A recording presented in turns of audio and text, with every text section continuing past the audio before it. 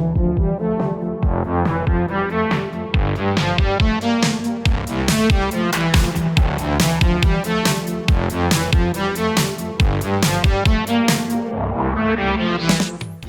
Okay, here we are today. I have Mr. Let's do this here. I have a William Mitchell. Do you prefer Bill or William? Bill's good. Bill? Okay, so I got William Mitchell of Palos Wealth Management. Before we get started on the podcast, I have to make a disclaimer, as Bill works in the investing sector. So the opinions expressed by our guests are his own and are not necessarily those of Palos, and therefore should not be viewed as investment advice. Anytime you're going to listen to a finance podcast, they're going to start with that. So great, we got that out of the way. Thank you so much for being on the podcast here today. Happy to be here. You excited? Absolutely. I'm excited for this one too. So there's a lot of stuff going on right now in the economy, I guess you could say, in the world, geopolitics. There's a lot going on. There's a shift happening. Stuff's changing. And that's why I wanted to have you on. You've been in the investment industry for how long, Bill? I started in 89. In 1989? 89, yeah. All right, so here, let's get into this right here. I was born in 1988. So Okay.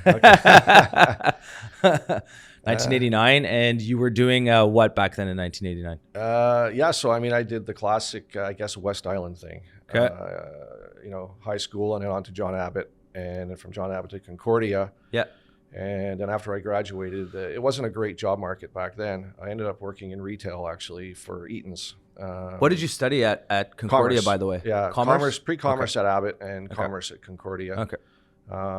So it's kind of funny. A couple of years after I graduated, I had a couple of high school friends that I would see here and there. Yeah. And Bill, I'm just going to ask you for the mic. Yeah. Got it. Every single guest that comes on, I'm always like, I'm telling you right now, it's that people just end up getting. I should lock my chair because I tend to sway too. But yeah. Okay. So you were saying. Yeah. So, I had a couple of buddies who, at age 26, let's say, had a Mercedes, had a great job, great suits. And talking to them, what do you do? It's like, well, I'm a trader at the stock exchange. So right away, I didn't know a lot about the stock exchange. I knew a lot about nice cars and having money, which is kind of what nice cars and girls. Yeah, exactly. Yeah. So I managed to get into a program at the time, which was called the Montreal Exchange Apprenticeship Program for Traders. So basically, They took 25 people a year, and you went through a training program for 3 months on the floor of the exchange. So you did all the required courses, paired with a trader, and you learned the ropes. And was this associated with the university, or this is just the Montreal Exchange? Okay. Yeah. And if you succeeded and passed through it, I mean, you hoped to get a job on the floor. So about 9 months after graduating, I did get a job on the floor, and kind of was very fortunate that I fast tracked right to being a trader without being a clerk or an order taker on the phone. So, the stock exchange doesn't exist anymore per se as a physical trading floor. Everything is done electronically now. But back in the day, I was so fortunate to have begun with the classic colored jackets, the hand signals, writing trade tickets by hand. Buy, sell. Absolutely. Called open outcry trading back in the day. Okay. So it was done verbally. So if I may, I'll just go through how it's changed from Absolutely. back then to now, right? Yes. So if you wanted to buy 100 shares of Royal Bank, let's say, back in the day, you would have a stockbroker. You would call him if it was your idea, or usually he would call you and say, hey, Curtis, why don't we pick up 100 shares of Royal Bank? So fine, let's do it. Buy me 100 shares. So the order would go from the broker to the trading desk inside the firm. Then the order would be usually called in from the trading desk to a trader, to the clerk on the floor, who would give the order to the trader. The trader would take the order to what was called the post. That's an area on the floor where, let's say, RBC shares were traded. Talk to the market maker, which is the job that I did, and say, Bill, I want to buy 100 shares. I would match up with a paper order that I had in what was called the book, write up a ticket in triplicate, timestamp it. A girl would, or usually a girl, I shouldn't say that in today's day and age, an operator would enter the trade on the ticker, and the buy and sell orders would go back to the booth on the floor. From there, they would call the trading desk. The trading desk would call the broker. The broker would call the client and say, Curtis, congratulations, you bought 100 shares 4 hours ago. That's how long maybe it would take for the whole thing to do. Now, as you know, you can do a trade from your phone. So things have changed incredibly. I recall back in, when I first started, a very busy day on the Montreal Exchange would have been about 6 million shares traded across all names. Toronto was 30 million. 40 was a crazy day. Apple will probably trade 50 million today. So you can see how the business has changed with speed, putting trading capabilities in investors' hands. The massive changes over the years were breathtaking, really, well, along with technology. But the fact that there's no longer a trading floor. Can that be said about anywhere? Or is there still, because whenever you see the New York Stock Exchange, you still see some traders there that are physically present. Yeah. I guess that's not going to exist in a couple of years. Well, my view, and probably shared by others, is that the New York Stock Exchange floor is effectively a museum. The trading that's done there, you'll see traders walking around with an iPad doing electronic trades. So it's electronic trading. It's mostly theatrics, in my opinion. They sort of don't want to let it go, which I get. It's pretty. I've been on the floor a couple of times. It's nostalgic. Back in the day. Yeah, absolutely, cool. nostalgic's a good word for it. Yeah. It's changed a lot. But working on a floor, I'll take Montreal as an example. Imagine a hockey rink, an arena with no ice, and 400 people, male-dominated back in the day, with a locker room atmosphere, no holds barred, mostly young, working together. What was the average age? There was the old... Probably shouldn't have done that, right? Done what? Oh, don't worry about it. It's fine. So we have to start over. There was a lot of young traders and there was a lot of old timers that had been there forever. You learned a lot from the older guys. Yeah, they were mostly willing to teach you lessons that hold till today. About discipline. The reality of trading is you can't tie the price of a security to the fundamentals directly. For example, Apple. Let's just pick Apple as an example. If Apple has a intrinsic value of $150 a share, why does it go from 125 to 175 over the course of a 3-month period? So would you say a lot of that is hype? Well, fear and greed drives markets. That's true. That's been said many times before. So when you have humans with the fear and greed factors driving the momentum one way or the other in the market, you learn to sort of evaluate the way things are trading based on how they're trading. I don't know how to put that into different words other than I saw a lot of smart people. To be honest with you, the smartest traders, the best traders on the floor were the ones who didn't finish high school because they had survival instincts and they had the desire to work hard to make money. The ones who had a graduate degree in economics usually didn't make it. Or perhaps too analytical. Absolutely. You have to go with the market. You have to go with the direction of the market, generally speaking, when you're trading or investing. Like fighting the trend is a big thing in the business. If you're fighting the trend, it's like swimming against the current. So these are little things it's like the saying, don't fight the Fed. Yeah. So whatever that's debatable. I would. Oh, okay. This has been a discussion that I had. we're gonna get into that a little bit, but I want to stay on this kind of on the trading for a little bit. Sure. Because whenever I think of a day trader, I think of Wolf of Wall Street. So I think from the movie with Leonardo DiCaprio, depicting Jordan Belfort back in the day. He was early 90s or late 80s. And then we talked a little bit on the phone before this.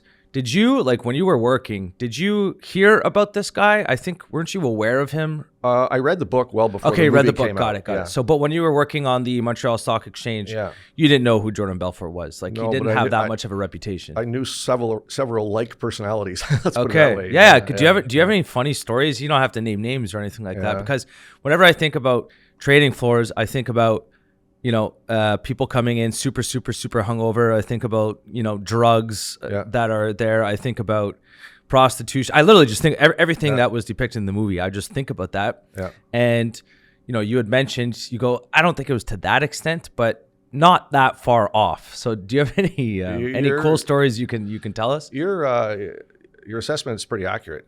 There was a lot of all of that present in the industry everywhere, New York, Toronto, Montreal. Yeah.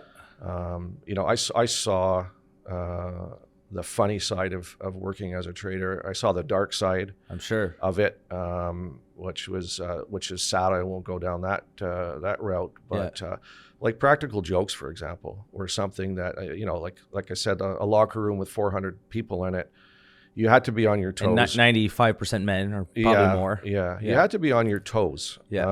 Often, because you could be the target of stuff like a fake stock. Like I remember a fake stock, a new listing one day, and you would have one of the clerks running orders back and forth. Like one example I remember was buy 100,000 of ABC.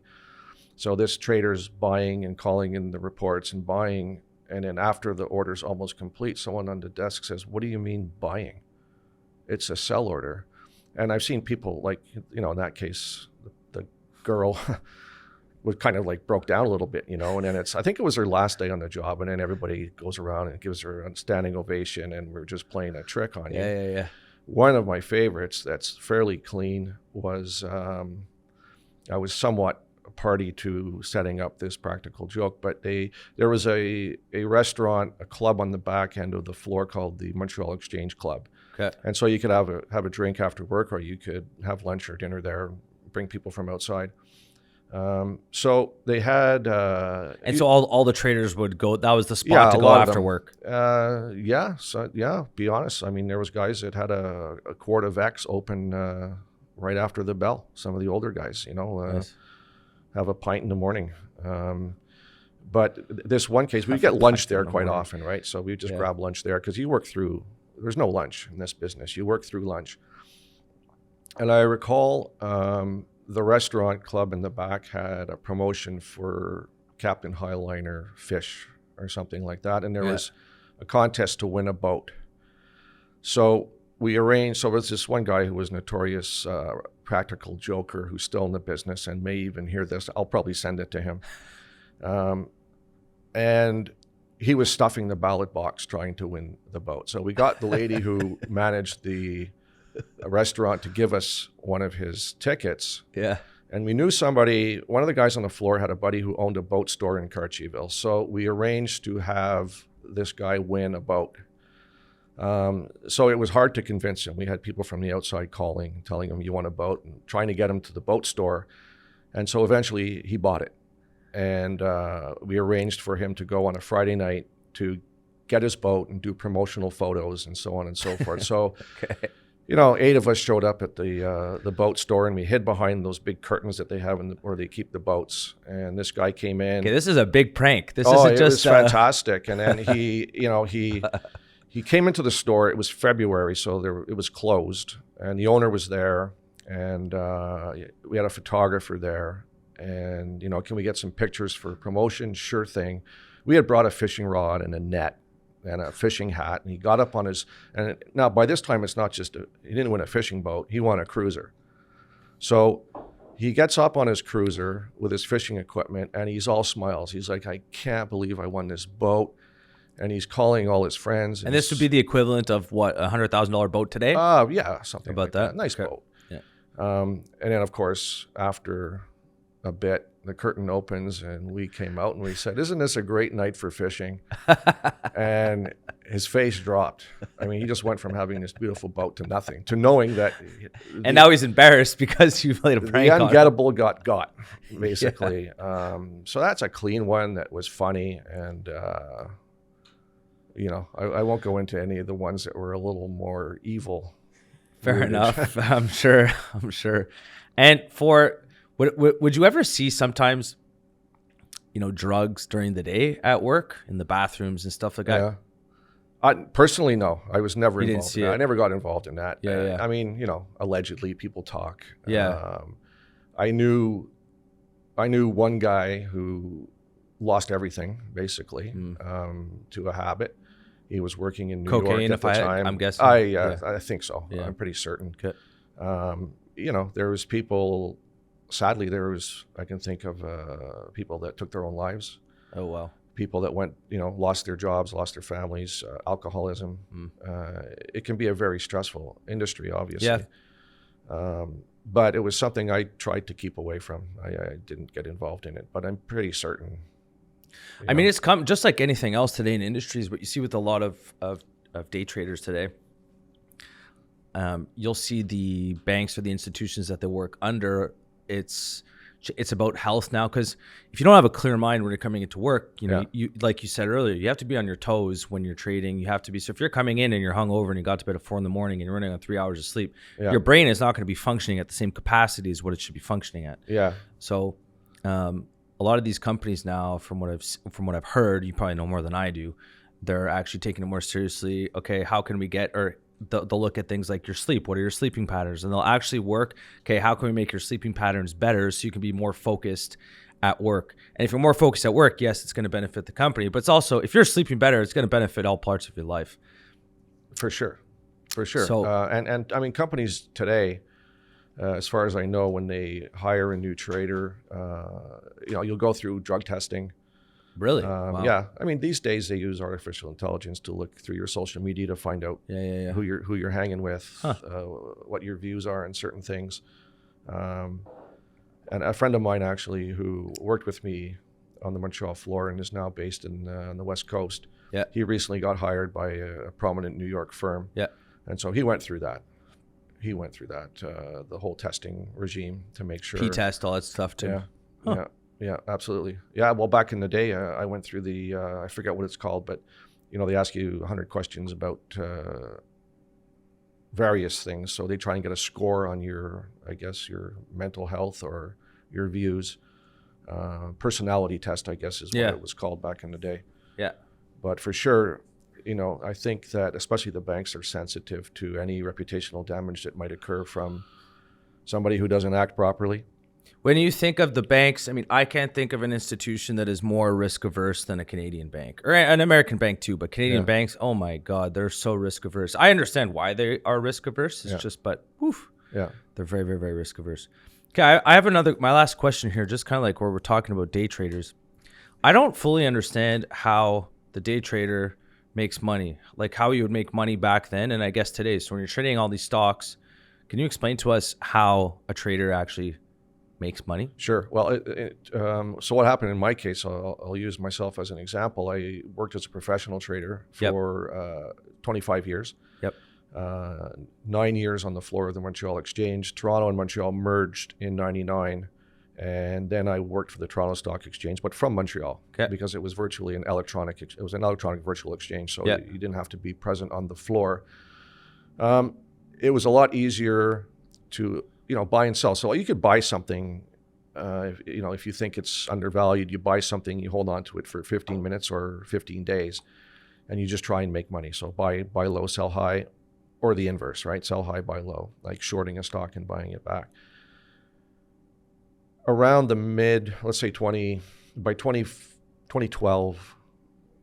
to 2012, algorithms became a reality in the business. So the machines, quite frankly, made more money than day traders could. So at the time I was working for a firm as a professional trader. They closed the department in 2012.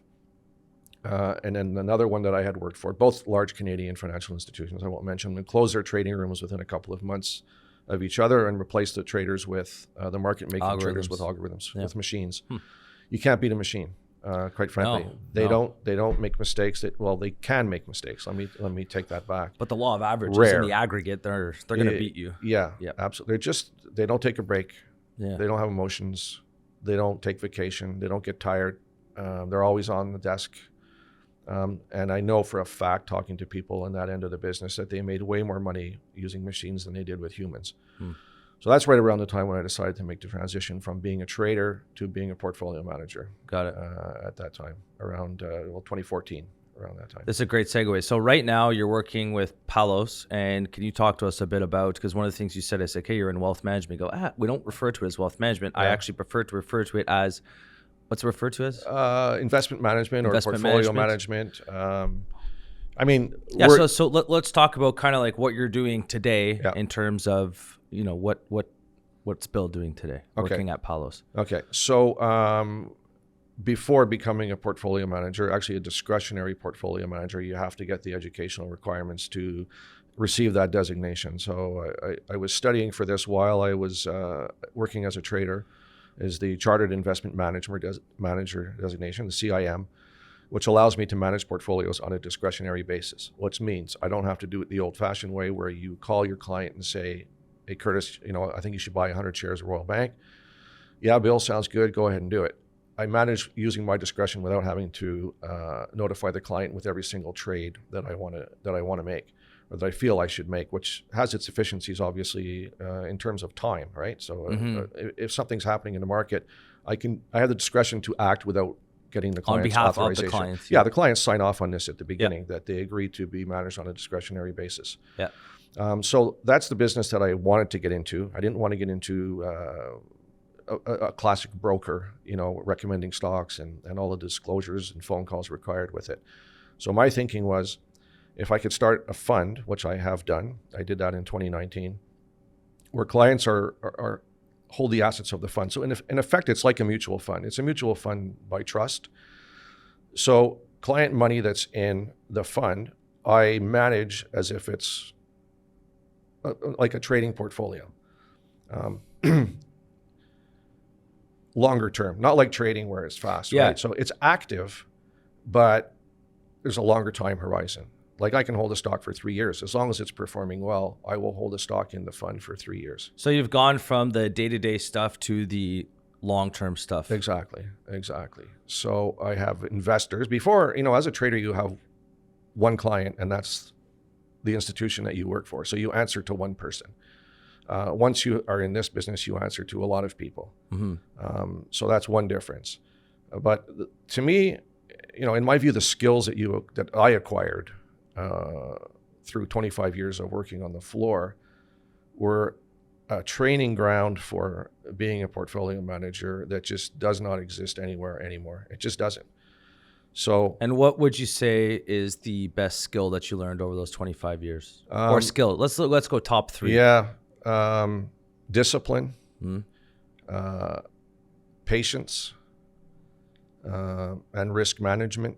I guess would be the third. I mean, you learn. And when you're saying discipline, so when you're saying, okay, I'm going to get rid of the stock at this price. If it hits this price, just being disciplined with your thoughts and trying to take emotion out of it as much as possible. Is that when you say discipline, is that what you mean? That would be part of it. Okay. Other parts of it would be don't get over your skis on a single name. So for instance, in the fund, I have a hard 5%. I don't want to hold anything with more than a 5% weight in the fund. The fund basically has 40 to 50 stocks in it, North American, and don't buy into the hype and have 10 or 20% of your fund in one stock. That never ends well.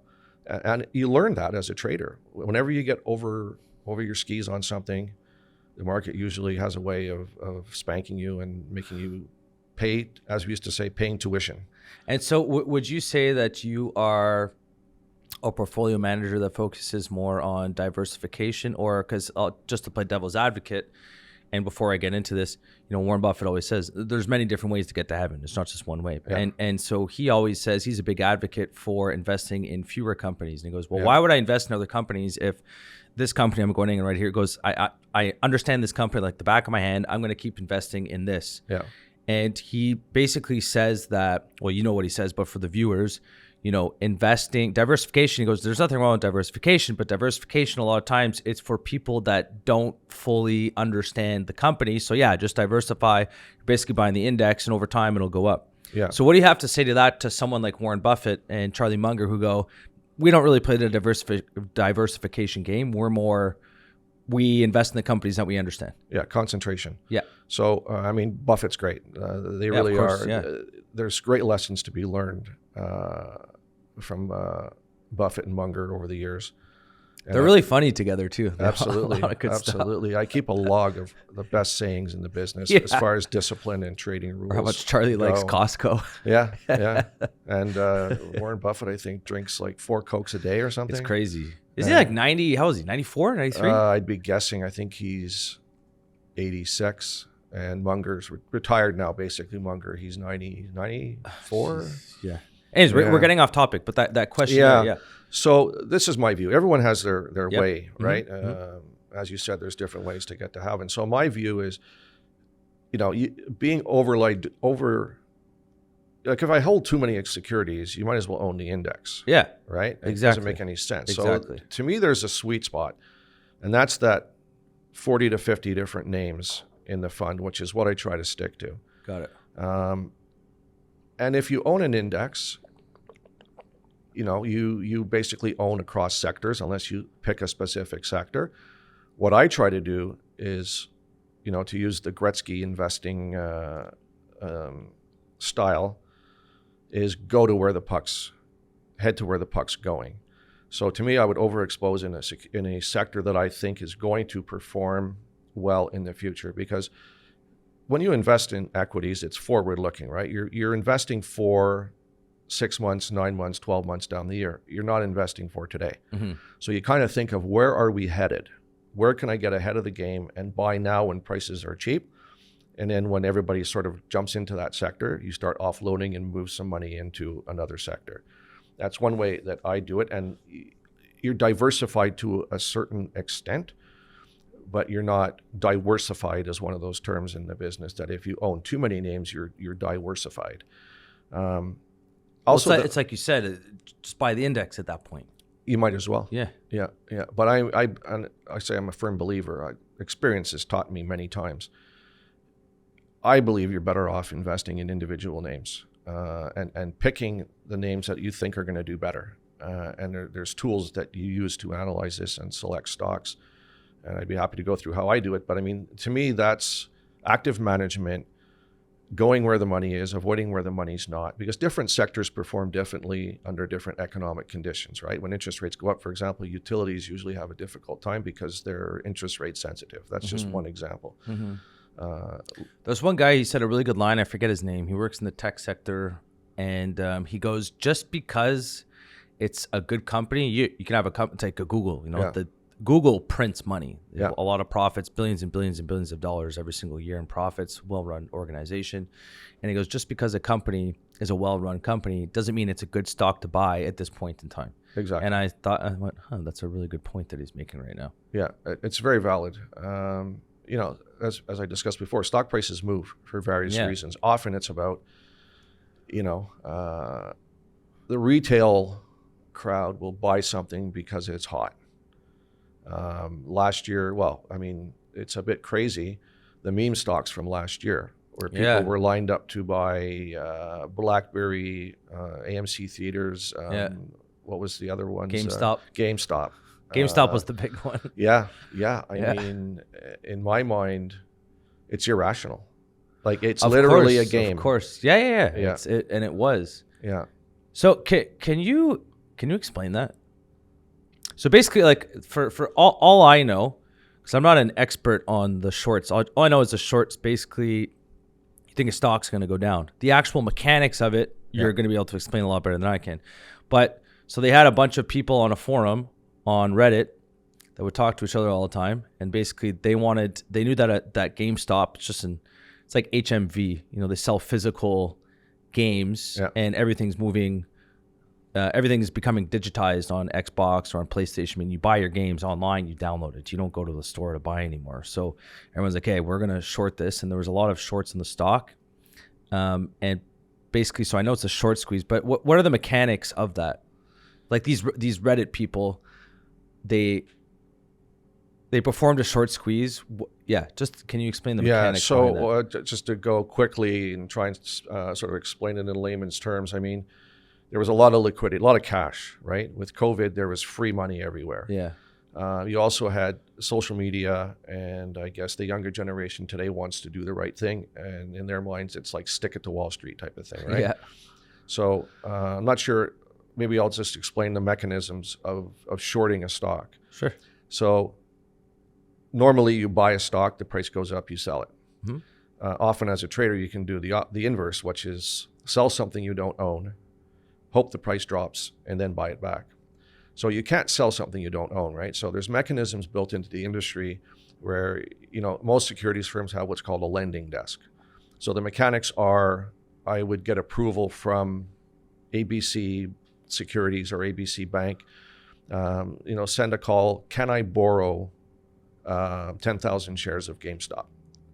Yes, we do have that available to lend. There's a charge for it, and the charge is related to the volatility of the stock and the availability of the stock. So sometimes if it's a stock that's already highly shorted, it's expensive to borrow that. But if if you have high conviction that the price is going to go down, it might be worth it. So if you imagine, it makes no sense that GameStop is this high. So you get usually pro traders or pro trading desks that say, well, we're going to short this. So they start borrowing and shorting, right? Price keeps going up. So you borrow a bit more and short a bit more. Ultimately, you get to a point where there's no more inventory available on the street to borrow. So now, if the buyers say, I want my stock back, like I want to sell my stock, so you have to return it. Now, the only way you can return something that you don't own is to buy it back. So you can see how that cascades into an upward move in the market. So that's why shorting can be dangerous. And in a way, they did stick it to Wall Street because there was some firms that got too short, and then you're buying back your short while everybody else is still buying. So it's like there's gasoline been thrown on the fire and you're kind of in a bit of a pickle, right? And what was so at the end of all this situation, so they stopped trading of GameStop on that particular share. Yeah. Who stopped the trading? Again, I was not involved in it. I can tell you that. Yeah. But I did follow it. Yeah.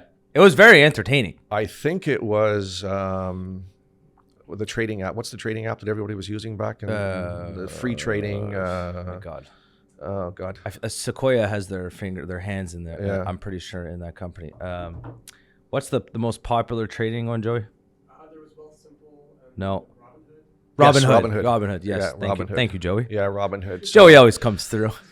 trade from your phone, right? Yeah. Anytime you want. It's free. Yeah. First of all, nothing's free. But Robinhood, but it wasn't Robinhood. There was someone behind the picture that was telling Robinhood, there's a company that has a really, really, really big stake in Robinhood that said, okay, we're going to stop this because they were getting, to my understanding, they were getting screwed on the back end by this short squeeze. It could be because there's a limit as to, you can't short 2 times the float, right? Yes. Then you're really in a situation. Joey, can you look that up? Actually, just ask it's Alameda that owns. Alameda. Thank you. Yeah, who owns Robinhood? Tenev and Matt. So it's Vladimir Tenev and Baiju. No, but the institution that has a big equity stake in it. It's Alameda. Alameda, really? Yeah. Well, Alameda is Bankman-Fried. That was his trading organization. Yeah, it is related to FTX. Yeah. No, there's someone else. There's someone else in there. Yeah. I feel like Google's not putting it in there. Anyways, at the end of the day, yeah. this was the controversy. Was I believe I could be wrong. I believe the firm decided there might have been pressure from regulators as well. Yeah. This is getting out of hand. People are going to get hurt, and they did get hurt. Effectively, it was a pyramid scheme, right? You keep driving the price up, and you're buying because it's going up, which is never a good reason to buy something. And of course, at the end of the day, everything imploded, and people did get hurt. So if I look back on that, I thought it was a bit ridiculous to invest out of principle to try and stick it to Wall Street. It's tough to stick it to Wall Street. Yeah. But that was sort of they also make the rules of the game. They have a lot of influence on the SEC. Yeah. So. Yeah. Yes and no, I would say. Yeah. I mean, at the end of the day, the SEC, the regulators want the industry to succeed. Well, let's just we just mentioned Alameda and Sam Bankman-Fried. I mean, let's take a look at that. They did a pretty piss poor job on that, regulating that guy. Well, it's unregulated. It's an unregulated industry. Fair. Yeah, based in the Bahamas. But he was, again, allegedly, he was borrowing from Alameda to finance crypto stuff, which, again, if you're wrong and you can't pay back Alameda, you're kind of eventually, the Bernie Madoff thing, if that's going back in time. But it was BS. He was taking in money, issuing fake statements with how well you're doing. Yeah. But when the markets were unstable and the great financial crisis and people got scared and said, I want my money back, if you don't have it, you don't have it, and then you blow up. I think this is a good segue. I want to get into today's market. Let's start with the Fed. Yeah. And central banks. Yeah. What's going on? My opinion. Your opinion. Well, no one knows for sure what's going to go on. No one knows. No one knows. No one knows for sure. And everyone's going, okay, yeah, they're going to put interest rates up. It's going to go up to 8%. I don't believe they can. You know a lot more than I do. But at the end of the day, there's a lot of factors to be taken into consideration. Yeah. Inflation rates, job numbers, unemployment rate. Yeah. There's all this stuff. Political pressures, geopolitical pressures, conflict overseas. There's a lot of stuff that's thrown into the pile to base for these central banks to deal with. And it's like I said this last time on the podcast, there was a guy, I don't know his name, I don't remember his name, and he was criticizing the head of the central bank, so the head of the European Central Bank, of Japan, of Canada, of the Fed and all that kind of stuff. Yeah. And they go, okay, well, what would you do if you were the head of a central bank? He said, I'd resign. So we do have to be a little bit empathetic, I guess, to the situation that they're in. I don't think it's an easy position to have. I certainly, well, number one, I don't understand markets well enough, but even if I did, I don't think I'd like to be the head of a central bank in today's era. So can you just offer your opinion onto what is going on right now? I know that's a very broad question, but this is a topic that we can talk about for a while. Absolutely. You've got 2 days? Yeah. So in my view, it goes back to the pandemic, right? Central banks realize that people are staying home, not going to work, offices are closed, restaurants are closed. You have to stimulate the economy. So there was free money everywhere. They lowered interest rates to basically, in some places, negative, which again, it's hard to fathom how you can buy a German government bond and get less back in 5 years. I don't understand the rationale of that myself. But there was liquidity injected into the market to save the economy. This created inflation. So we'll talk about the Fed in the States. So the Federal Open Market Committee, or the Fed, realized that there was inflation, but they were adamant in sticking to their guns that it was transitory. It wasn't real. I'll talk to clients who own businesses. I incessantly read. All signs pointed to the fact that it wasn't transitory, that inflation was sticky, yet they kept up with their easy monetary policies. There's a thing called the dot plot, which is they ask each governor on the committee to project where interest rates will be, let's say, a year from now. Almost unanimously, they said low rates are here to stay for a long time. Okay? A year later, those dot plots have gone up to 4.5, 5, 5.5, maybe even 6. So the thing has turned around. I question myself. Number one, they screwed up in the first place. And I'm not the only person who has that view. So they've been super aggressive, more aggressive, I think, than ever in history in raising rates. I think 20-fold from 25 beeps, or a quarter of a percentage point last March, so like a year.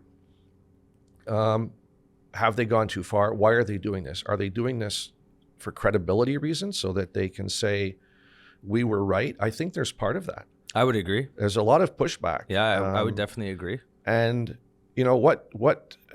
I had this discussion actually with a strategist who was in town from the States a few weeks back. We were at a lunch, and there's don't fight the Fed and there's don't fight the tape. So the tape being the markets, right? The ticker tape. It's don't fight the tape. Now the bond market's telling us they're done raising rates. As a matter of fact, they'll probably start cutting. The Fed is saying no. We're going to stay higher for longer until we get inflation down to 2%. Another question I asked myself. And inflation right now, so they just released the inflation numbers in Canada. I believe it was 5.2. Year over year or something. I mean, honestly, I don't follow that on a. But it's over 5. Let's call it about 5, and I think it's about the same in the U.S. right now, I believe. Yeah, the PCE, which is a measure of inflation this morning, was a little better in terms of inflation going down than was expected. But the signs are everywhere, really, that inflation is going to go down. I mean, energy prices have plummeted despite the war despite Russia, being banned from selling supposedly on the world markets.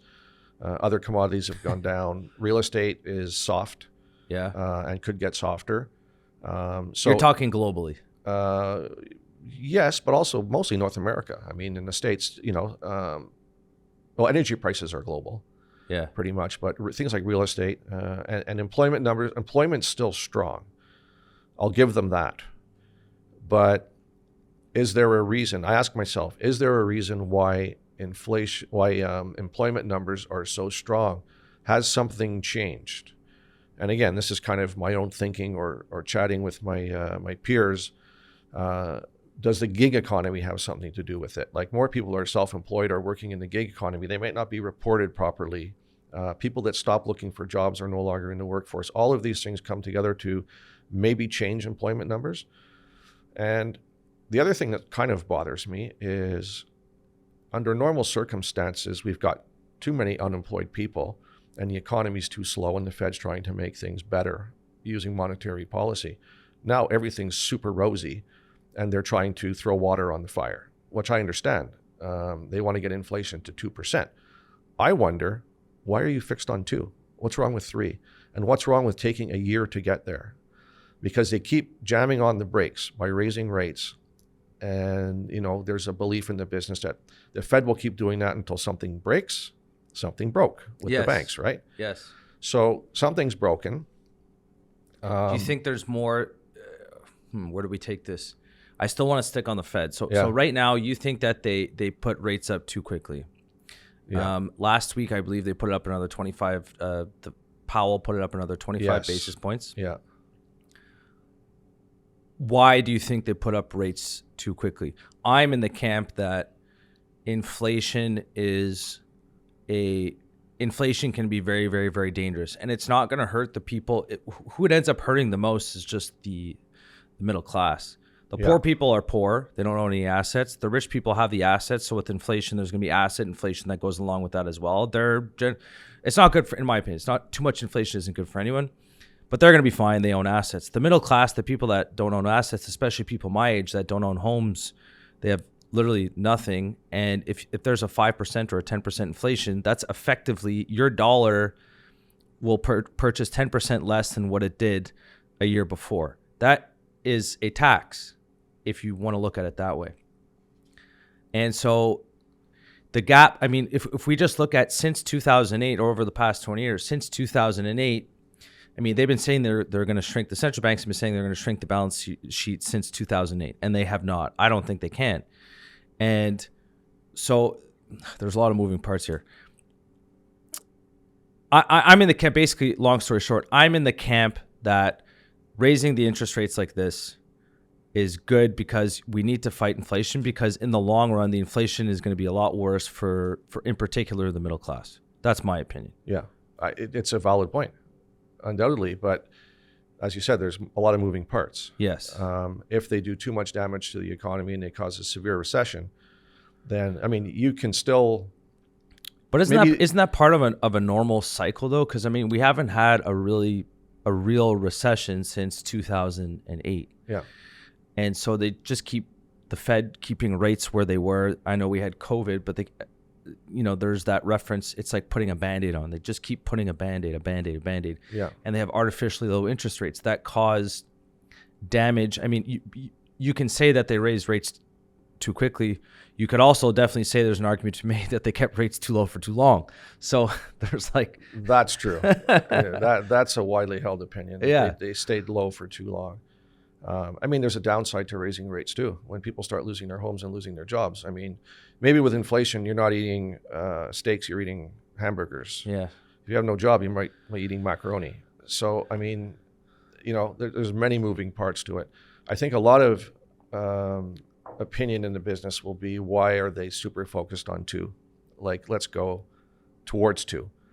But to be so aggressive to try to get to 2 as fast as you can doesn't make any sense, right? The Fed in the States has 2 mandates, inflation and employment. That's really the 2 things that they're supposed to focus on. At some point, if they keep raising rates and the economy gets severely hurt and people start losing jobs, which they are, it's already, you see the layoffs in Silicon Valley. Of course, yeah. What's worse? I don't know, because once that cruise liner starts moving in one direction, you just don't turn it around. No, it takes time. It's a great question, and also it throws in politics. So no politician is going to. It's one thing to say, "I'll let fundamentals take over, let rates go back to where they should be." I mean, okay, you want to see what that's going to look like. Yeah. So you got the Fed trying to play all this. Also, politically, it's impossible. I don't want to say next to impossible. It's literally impossible. Yeah. You cannot just one day come in and go up. The inflation rate's at 8%, and let's put rates to 9%. You'll break the whole system. Yeah. So it's that'll never happen. Which is, just again, another lesson in life that you learn from trading is when you say it will never happen, sometimes it happens. That's just a lesson that I learned about trading. That could never happen. Yeah. It happens. I mean, nobody knows where we're headed. Mm-hmm. But there's an argument going on right now between the bond market and the Fed. Yes. They're going in opposite directions.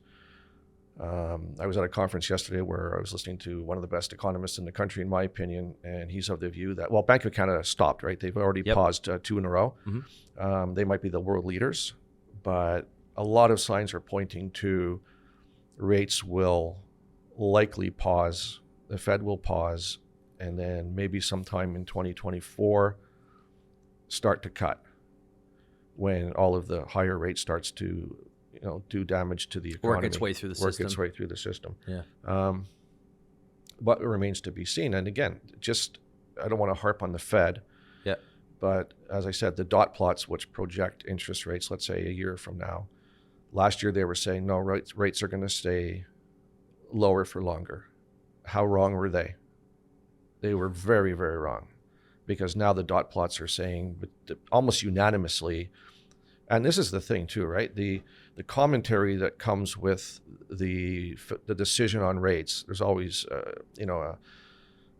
Powell, the chair of the Fed, speaks, and then various regional governors from the Fed will also speak locally. That has an impact as well. When they say we're staying with higher rates for longer till we win the inflation battle. If you look at economic signs, they're winning the inflation battle, not only in my opinion, but in a lot of smart people's opinion. They seem to be ignoring that. We're data dependent. They kept saying that. But sometimes you have to just use your head and see what's happening out there.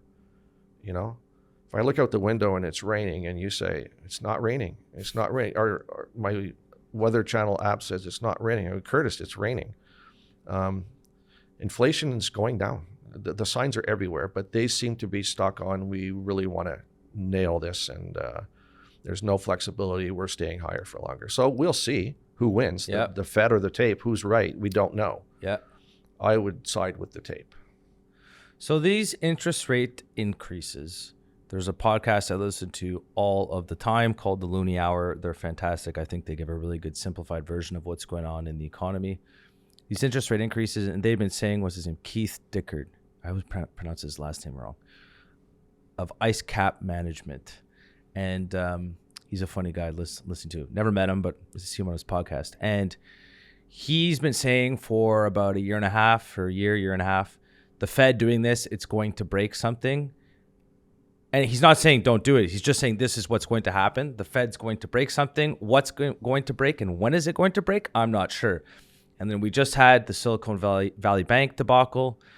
Credit Suisse, which you can argue is more of just, it was a shitty bank that was poorly managed. And then you had the other bank, Signature Bank, I believe was the name of it. So this is a very interesting topic. The Fed has been raising interest rates. Stuff is starting to break. Can you just give us a layman's terms version, a Cribs Notes version of what recently happened and why there's a little bit of panic going on in the system right now? Sure. People are worried it's going to spread to other places, and they're completely valid. I think those are valid. I think it's completely valid to worry about where the hell this is going. Oh, absolutely. Back to fear and greed. Yes. Fear being one of the main drivers of markets. I'll start with the specific banks that failed. There's really 3, maybe 4 reasons why they failed and why it was specific to those banks and not the system in itself. Number 1 was the bank can blame themselves. because the way the banking system works is you bring in depositors' money, you invest it in liquid securities, safe securities, so you get a return on the deposits, right? The deposits aren't left in the vault. The bank invests them.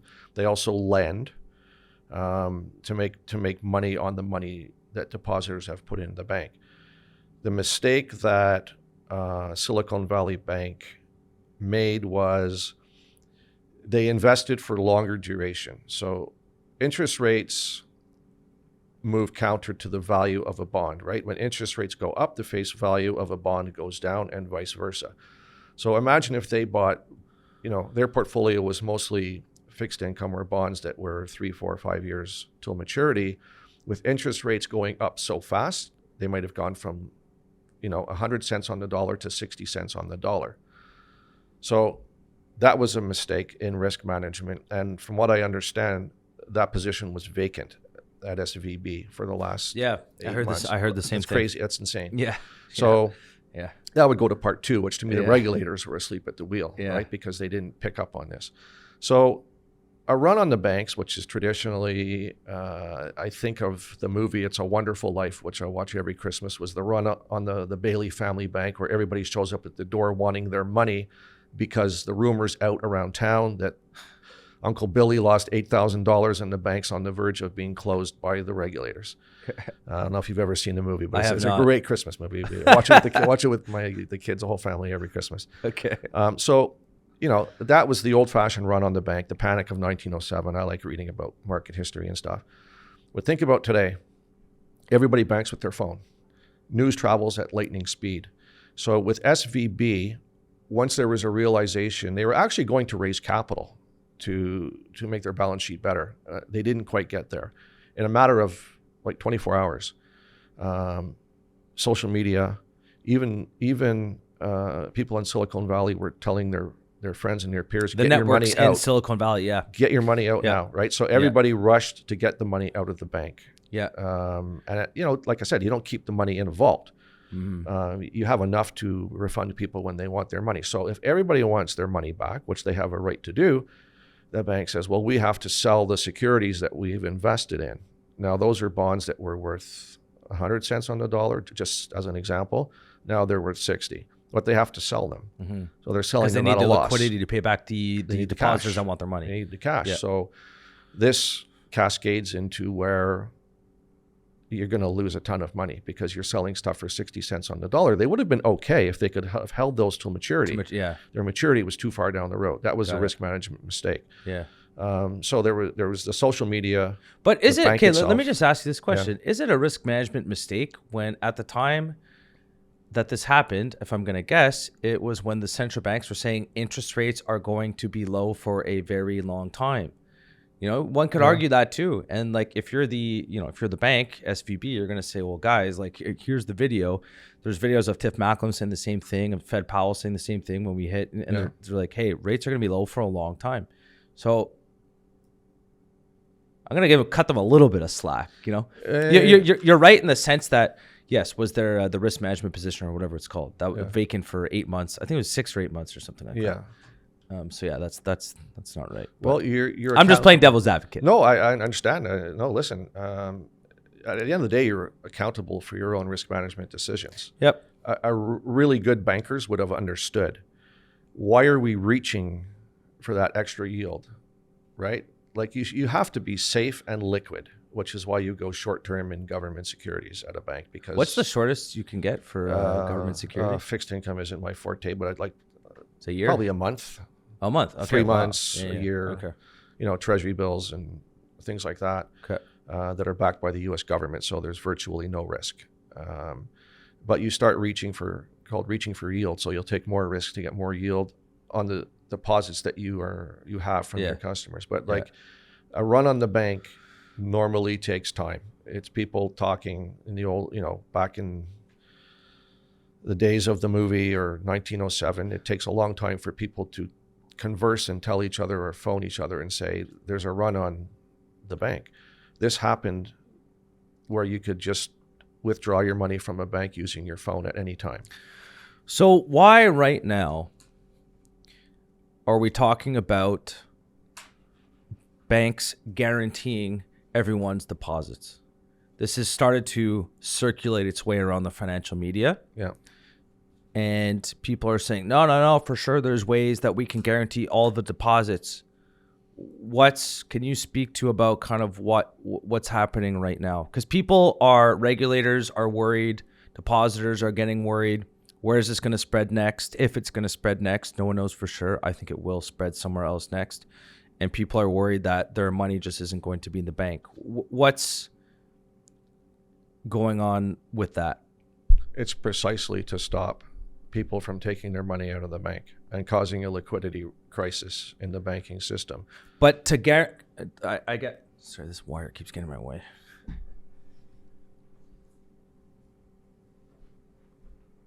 All right. Whew, got that out of the way. Okay. But to guarantee the deposits, what are the mechanics behind that? Because you can't just poof, okay, yeah, everyone, don't worry, your money is guaranteed. Yeah. How does the central bank or the government, I don't know who's guaranteeing the deposits. How are these deposits guaranteed? Okay. My understanding, yes, I'm not an expert. Yeah. It's not taxpayer money. Banks pay fees over time into the Deposit Insurance Corporation. Like the FDIC. Yes, yeah, exactly. Yeah. To have money for such emergencies. Also knowing it is a crisis of confidence, not a true crisis. Like it's specific to SVB that messed up with their risk, and Signature Bank, I think, was crypto related. What we have seen happening is all of that money that's come out of keep in mind, there's something like 4,200 banks in the States. We have 6 chartered banks and probably 35 in total. Yeah. A lot of regional banks in the States, a lot of city banks, county banks, that all have an important role to play. But you're taking the money out of those institutions, and people are putting their money into JP Morgan, Citibank, Bank of America, because they're too big to fail. So people freak out. They just want to make sure their money's safe. Like, let's say, for example, a shoe factory on the other side of town closes down because of economic reasons. We don't freak out and go and buy shoes because there's going to be a shortage of shoes. When you're talking about your money and banking, it's shoot first, ask questions later. Like, get my money out of there. There were stories about people withdrawing $100,000 in cash and keeping it under their mattress. That's the fear of a banking crisis. I think it's unwarranted. The money hasn't disappeared. It's moved from the smaller banks to the larger banks. And some of it has gone into short-term securities. Like, people are buying short-term stuff, U.S. government securities. So there's been a massive switch or a flow from the smaller banks to the bigger banks and into government securities. So the money hasn't disappeared per se. But this is dangerous because the smaller banks are often the lenders to the community, to businesses in the community. And just to put it into perspective for the viewers, it would basically be like me. So we're 35 employees. So from my understanding, SVB Bank was a bank for tech companies in California between 20 and 100 employees. Yes. And so, for example, not only would you do like investing they were just a bank. So it's like, let's say you need to go pay your employees. Well, for us, we bank with National Bank. We would take the money from National Bank. We give it off to our employees. So think about, if you're a company or you're an employee, you come into work one day, your company's not done nothing wrong, and they're having a profitable year, and poof, the money isn't in the bank anymore. Yeah. So had the Fed not did what they did, a lot of people would not have been paid, and a lot of companies would have gone under for stuff that they didn't do. Correct. That's the way I understand it as well. Not only pay employees, but pay the rent. Pay. Yeah. Well, the money just wasn't there. Pay your suppliers. Yeah. So that's part of the problem. Part of the problem with the Silicon Valley Bank, again, from what I understand, it was really catered to Silicon Valley. Yeah. And part of the relationship was, we'll give you a sweet deal on certain banking services or banking relationships, but you have to keep your money here. And nobody ever thought in a million years that a bank would fail. But then again, we're back to it could never happen. It happened very, very quickly. So that was part of the problem too. But at the end of the day, right, what would you do if you had to pay your employees and the bank you're using is saying, well, Curtis, we don't have the money right now for you to pay your employees. You're going to say, well, see ya. Oh, God, yeah, of course. Yeah, I'm out of here. So the government, it wasn't so much the government. Well, I guess it was the government in a way, but it's not taxpayer money. It's going to be probably repaid. There'll be higher banking fees that will go to the FDIC, right, down the road. But here's the thing. So FDIC, it's to my understanding, it's like insurance. I work in insurance. I have a good understanding of insurance, and I know you do too. Insurance is, so let's say, for example, if the house is worth $1 million, you might pay $1,000. So you're not paying this FDIC or whatever it is in Canada. Was it in Canada, CDC? Yeah, CDIC. A CDIC? Yeah. This premium is still not going to cover all of the deposits.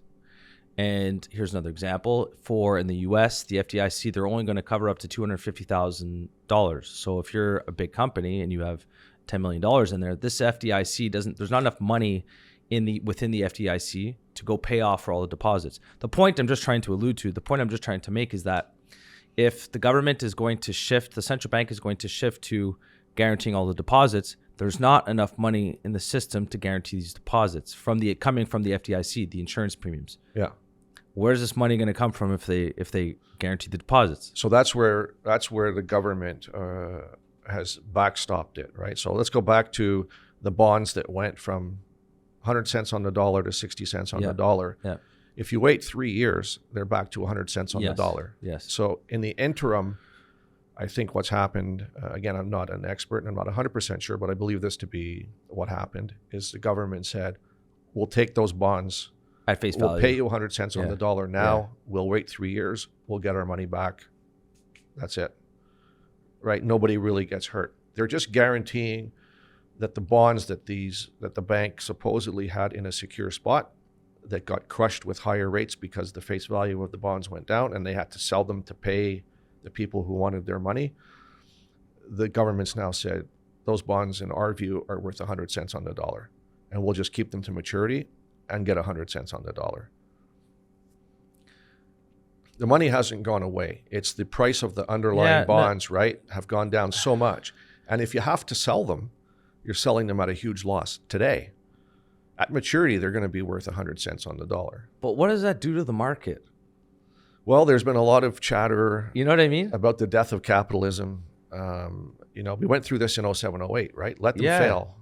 But I feel like, again, it wasn't, you could argue that, so the big banks like JP Morgan, who are the other ones? And it doesn't even matter. But Citibank, Bank of America, JP Morgan. Bank of America is a big Wells one. Fargo, Like these guys, they're big. Yes, they're extremely well capitalized. They're gonna be just fine right now. Yeah. They're looking good.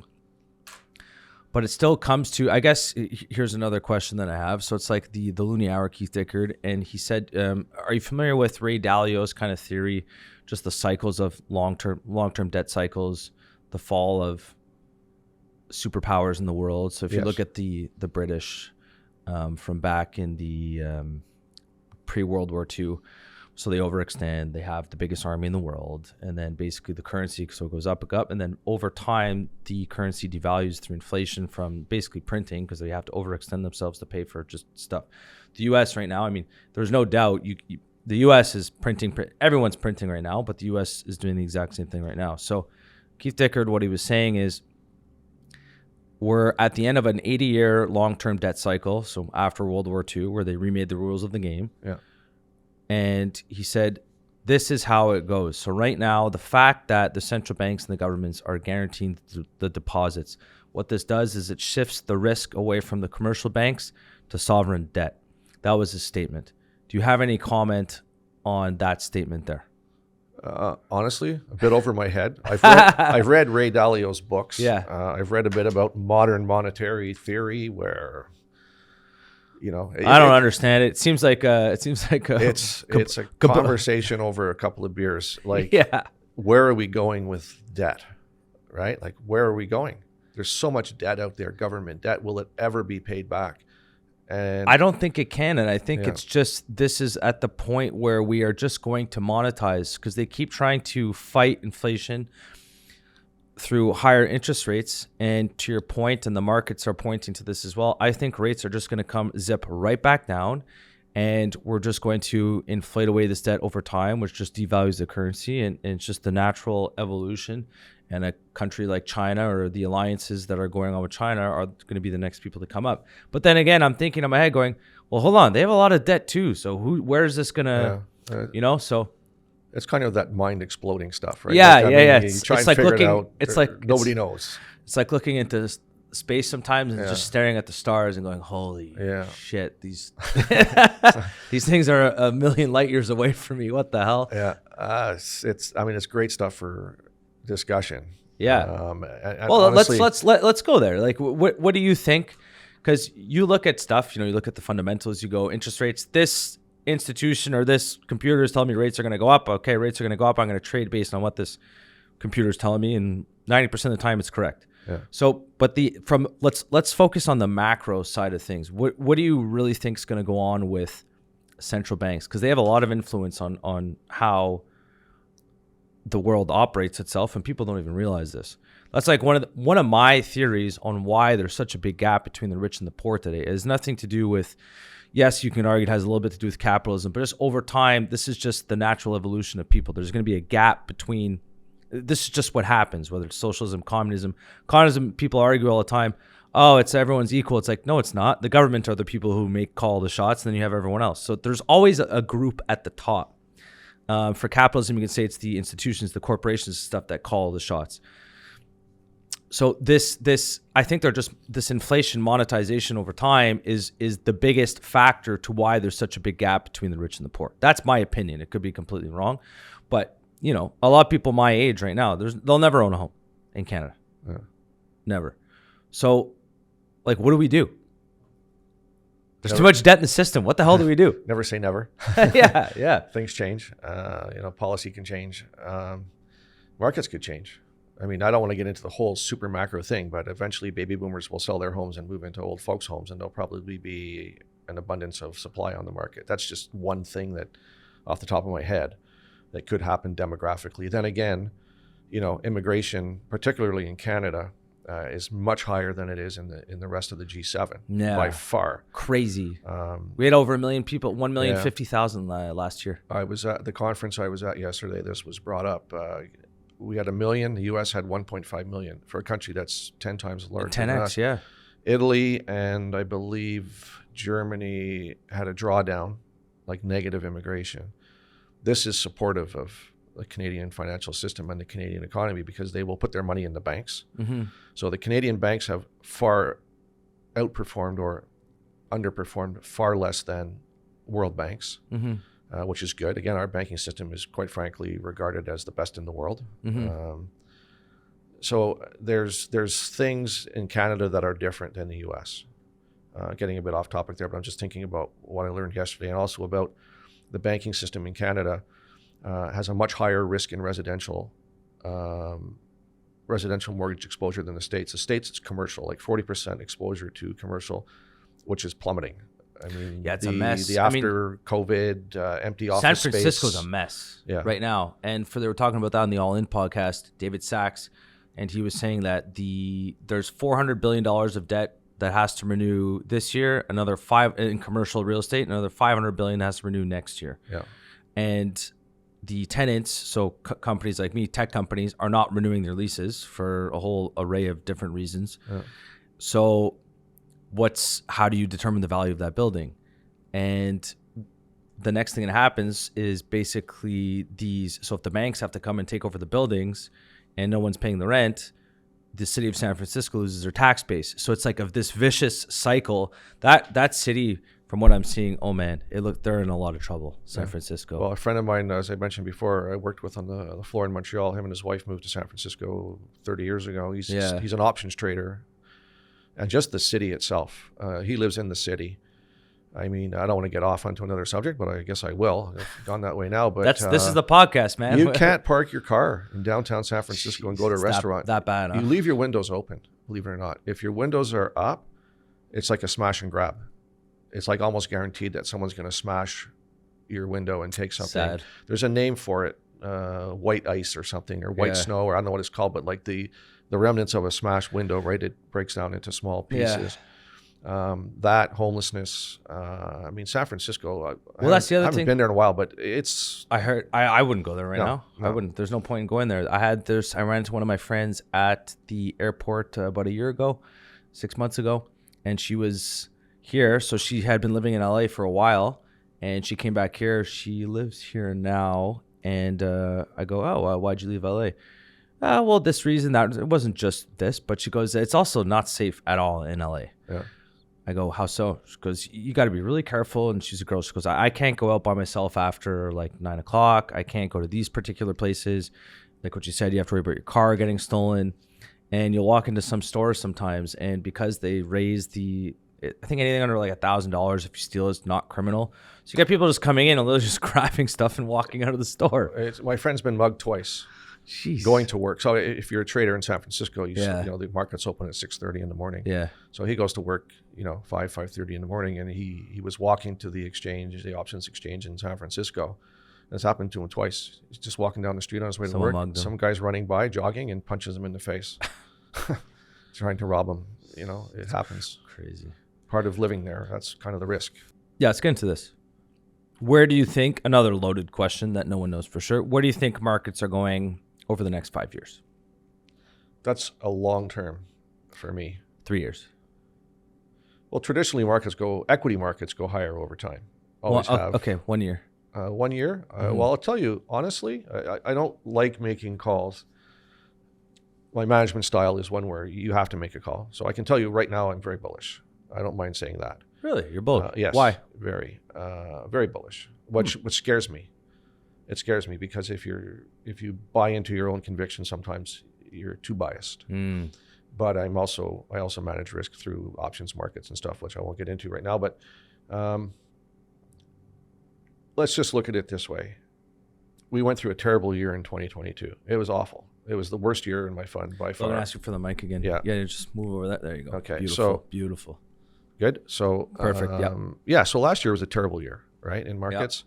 The worst in 4 decades. Mm-hmm. Stocks and bonds went down significantly, which usually doesn't happen. The bonds related to the interest rate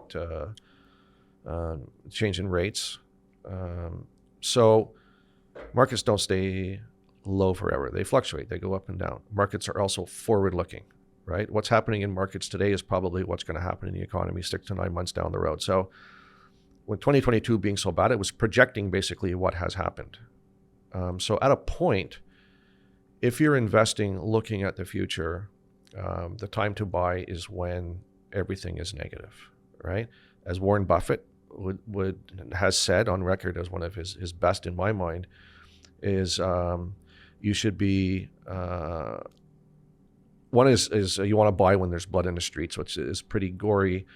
And the other one is be fearful when others are greedy and greedy when others are fearful. And there's truth to that. Mm-hmm. Right now, the numbers that we look at, and we're active managers, we're equity market geeks. I mean, we're on this all the time. Like it's just, we love what we do. In my view, the negativity from the supposed experts that you see on television or in the press, in the media, podcasts, whatever, the amount of people that have gone into cash instruments because they're afraid of equities, sentiment indicators, there's companies that do research and they'll ask money managers, what's your intention to own equities over the next 3 months? They're like the lowest ever. So numbers like that are telling me that everybody's on one side of the boat. Everybody's negative. The news feed is, tell me something good that's happening right now in the world. Really, is there much? Earnings were okay. They haven't been beaten up like some have projected. But we have a war in Europe that doesn't look like it's going to come to an end. Energy crisis, global warming, interest rates, inflation. There's a lot of negativity, turmoil in the relationships with China. It goes on and on. Yet the markets have been resilient. So I was talking to somebody about this recently, and I explained it like, I know when I was a kid, you had these like inflatable snowmen with the sand in the bottom, and every time you punched it, it popped back up. This is the way I view the equity markets right now, is they are super resilient, which tells me there's what we would call in investment terms an underlying bid in the market. In other words, when prices go down, somebody's willing to add. There's also a potential catalyst I see is that the number of money managers like pension fund managers, mutual fund managers, hedge funds that are in cash. Okay, you can't sit in cash forever. No. What's the point of managing? Especially with inflation at what it is today. Exactly. So one of the realities is that quarter end is today, actually. So a lot of numbers will come out at quarter end. If your portfolio that you're managing or your fund, your pension fund you're managing is, let's just say, it doesn't have to be today, it could be any time, right? Let's say you are 20% cash and the market went up 20% in the quarter, you got some splaining to do. Like, why were you so wrong? So sometimes what you'll see is money flow into equities because managers that usually are compensated with some sort of bonus at the end of the year based on performance, you can't diverge too far from the flock, right? So right now everybody's in cash and there's rationale for it and you sound smart, but using, my conviction that markets are always forward looking. Equity markets are very strong right now and you have to buy when people are not buying to benefit in the long term. You have to be the Wayne Gretzky investor and you're ahead of the curve. And that's where I think we are now. And I think the bottom was put in October in the US. Now, it doesn't mean I'm going to be right. That's what I think. And as an active manager, I could change my view tomorrow or Monday morning. Yeah. Which is, again, one of the great things about active management. I'm not buy and hold by any means. We tactically move around what's happening in the markets. But I'm bullish. It's been a great quarter for the fund I manage, to be honest with you, outperformed by a lot. So the signs are there. The signs are there. If you look at, I could, go into some specifics like semiconductors, for instance, NVIDIA, which is a stock that some people might know, the gaming chips and artificial intelligence, the stock is up, 80% since the end of the year because their chips are going to be in demand. So that's a bull market. When your stock is up 80%, now mind you, it went down a lot last year, but things move. You want to get in when things are terrible. Again, just to talk a bit about history, like I know in the fund, a stock I generally would not invest in is Tesla because I don't have a lot of confidence in the way Musk makes comments off the cuff. But I did buy stock and call options on Tesla on January 3rd.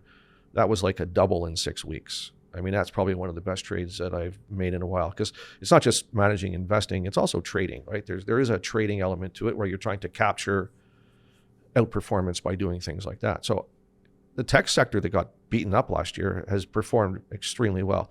The big companies, right? The ones that make money, have a strong balance sheet, are dominant in their industry, have done phenomenally well. And yet you rarely hear about it. You rarely hear about it. There's still negativity anywhere. But if you look at the price action on stocks like that, it's clearly a bull market in that sector. Now, the debate will be, is it going to turn down or will the rest of the market catch up? Will other sectors catch up? Energy is a sector that last 2 years has been phenomenally well. Why? Because we were going green. Nobody supported the oil industry. Banks didn't want to lend to them. They basically wanted to shut it down. So the weighting in the indexes went way low on energy. Everybody hated it. For 2 years, everybody's loved it. Why? Basically, they weren't encouraged to continue looking for more energy, for more oil and gas. So they stopped. They said, we're going to just milk what we have now in reserves, and we're going to return money to the shareholders that have stood behind us in terms of dividends, special dividends, or buying back stock in the market, which is effectively a dividend. They've done phenomenally well. Materials. If you buy into the greening of the economy, we're going to need a heck of a lot of copper moving forward. Yep. Right? Other critical elements, lithium.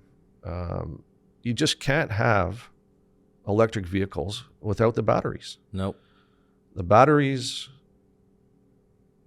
that use the copper or the lithium or the nickel or the cobalt or the zinc, I'll get into, I'm going to go off on a tangent here again, Curtis, sorry, but mining companies use a hell of a lot of fuel to dig up rock, crush rock, Yeah. process it, put it on a ship, and send it across the world. I'm going to keep adding fuel to this. Yeah. I want to stay on this energy topic because we could talk a lot about energy.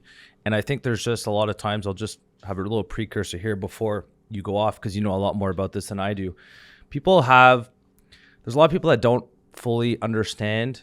And I'm by no means an expert, but there's a lot of people that don't fully understand the realities of how energy consumption actually works. And people just go, oil, bad. Coal, bad. Coal is bad, you know. But they just go oil, bad, oil, bad, oil, bad. And all these, they're constantly made out to be the villain. And I'm not saying that they don't emit CO2 emissions when you're extracting the energy from the ground. I'm not saying that, but there are just realities about energy consumption, stuff like that. But here, I'm going to let you go off where you were just talking about with regards to the mining companies and the fuel that they have to use to extract all these resources to put into the batteries. Sure. So bottom line, there's a carbon footprint to mining the metals that will be used in electric vehicles. So sometimes it's misunderstood, the whole greening of the economy, because without copper and without the footprint of mining copper or anything else, you don't have it. Another point of view that I have, and might be a little different than others, is we are going to use oil for the foreseeable future, and we're going to use more of it. Mm-hmm. Because as much as we recognize the climate's changing and we have to do something about it, you can't just stop using fossil fuels. Now, you can do things progressively. You know, you don't go to wind and solar overnight. No. The footprint of building the blades on a wind turbine, concrete is a huge carbon emitter. Mm-hmm. The concrete on the footing of a windmill or a wind turbine all have an impact. So the reality, if you can live in an ulterior reality where, you know, we have to go green or we're all going to burn and cities are going to flood. I don't know if that's going to happen or not. But there's a price to pay for going green. And I'll plug a book, if you don't mind. I'm just in the middle of reading it. It's called How the World Really Works. Mm-hmm. And it explains how fossil fuels have turned the agriculture business, feeding the world, from a horse-drawn plow to combines that do the work of 20 people much more efficiently, and therefore we're able to have enough food around the world to feed the nations that were starving before. If you stop using fossil fuels and go backwards with the efficiencies in agriculture, or make it too expensive to buy battery-driven tractors and so on and so forth, and it can go in a million different directions, people will starve. Which is what's happening right now in country. There's take Sri Lanka, for example. Yeah. Again, I'm not an expert on this, but I know they're in a lot of trouble right now. There's a lot of people that can't eat. And when the price of food goes up, for you and I, if the price of a loaf of bread goes up $1, it's not going to make a difference in our lives. For someone that lives on $1 a day for work, it is going to make a massive difference in their lives. And there's a lot of these poor countries that are starving. There are people dying of starvation. And a lot of it has to do with this, I think, mismanagement with regards to the green transition. And we have to remember, and I always want to make it clear, I'm not saying we should be trying to use cleaner energy.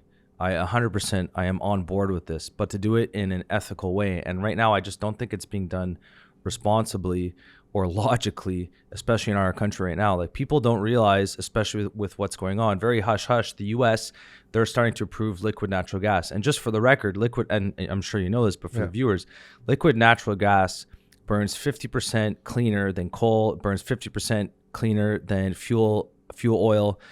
It's the extraction process, yes, it can get a little bit messy, but there are ways around this. And so the U.S., they've been sanctioning these projects. They've been letting the people use the liquid natural gas because of the price of energy. Well, guess what Germany's been using to give energy to the people? Mostly coal. Coal's a hell of a lot worse for the environment than liquid natural gas. And so, I don't understand why right now it's like in Canada, they just don't, I don't know. It's like they're not even using it doesn't make any sense to me at all. My blood pressure just shot up. It's like, and I get, and here's the last part. It's like, you got to follow the money. The environmental industry, it's a very big industry today. Mm-hmm. And there's lobbying done in the environmental industry, just like any other industry, banking, oil, telecommunications. There's lobbying that's done. And I'm not saying it's as easy to just poof switch. Okay, yeah, we're going to start extracting all this. We're going to start extracting liquid natural gas. We're going to sanction projects to be done. Let's fire up we're going to start getting oil from Alberta all over again. I know it's not that simple. There are political realities that have to be done. But yeah, I would agree. It's just a little bit frustrating when Canada, we have all these natural resources and we're just sitting on it and we're not using it. How do we think that people don't realize that the oil industry is a big contributing factor to the welfare state in Canada and just our quality of life? If we don't use the energy that we have in the country, what do you think we're going to use? We don't have much else here. We have real estate and basically energy, and we can call mining energy. Like the quality of life as a Canadian is going to go down over time. And here's just the last point. I'm going off on a bit of a tangent as well. If we're not going to extract our oil, the reality is the world is going to consume, I think it's 100 billion barrels of oil per day right now. 100 million, excuse me. So 100 million barrels of oil per day. And all the predictors are saying that number is over the next 10, 15 years, it's not going to go down. It's going to continue to go up for whatever reason. Like China and India, I don't think they really care about, or developing emerging nations. They're not going to care about this. So the point I'm just trying to make is, if we're the oil that we're not going to extract the oil here for whatever reason, okay, political reasons, fine. Do you think that a country like Venezuela, do you think a country in these other continents that don't care as much about the environment are going to extract this oil in an ethical way with regards to CO2 emissions? Probably not. So in the aggregate, for the actual amount of CO2 emissions that's going up into the air, it's going to be worse for the planet, which in turn is going to contribute to global warming quicker. People don't realize this. And again, just goes back to the same thing. Oil, bad. Oil, bad. We're not going to get off oil over the next 10, 15 years. And then the environmentalists are going to go, well, we have to start somewhere. It's like, okay, so there is an argument to be made there as well, but I'll let you take it from here. I've said my part and kind of just might need another show. Canada has, I might be off by one or two places, I believe the third largest natural gas reserves on the planet and fourth or fifth oil. Yeah. It's probably the most ethically sourced with a conscience. The whole ESG thing about the environment, Canadian companies are doing things now like carbon capture and sequestration. You take carbon out of the atmosphere with machinery and you bury it in cement or in underground. There's more progress being made working in collaboration with First Nations rather than just to heck with them. We're just going to do what we want. There's more involvement and collaboration. We just do things, in a much better way than the rest of the world. Yet we get painted with in a bad way in the view of others. Now, who is, again, this is my point of view, but I've done my share of work on this. There are lobby groups in the U.S. that basically want to keep Canadian energy to themselves. Like if we can't get it out of Canada, it's cheaper for the States while the States sells oil to Europe and Asia or natural gas, right? That's one aspect of it. We are the best in the world at taking care of the environment, remediating the tar sands after we take oil out. They'll plant trees and they'll do all kinds of stuff. They'll clean water that's been used. I mean, there's a million different things I could talk about. So let's just, start with the fact that we have the best way of extracting energy in the world. One of the issues is certain levels of government, let's put it that way, to remain apolitical, don't want to, they view like we're contributing to the destruction of the planet, so we have to stop doing that. Mm-hmm.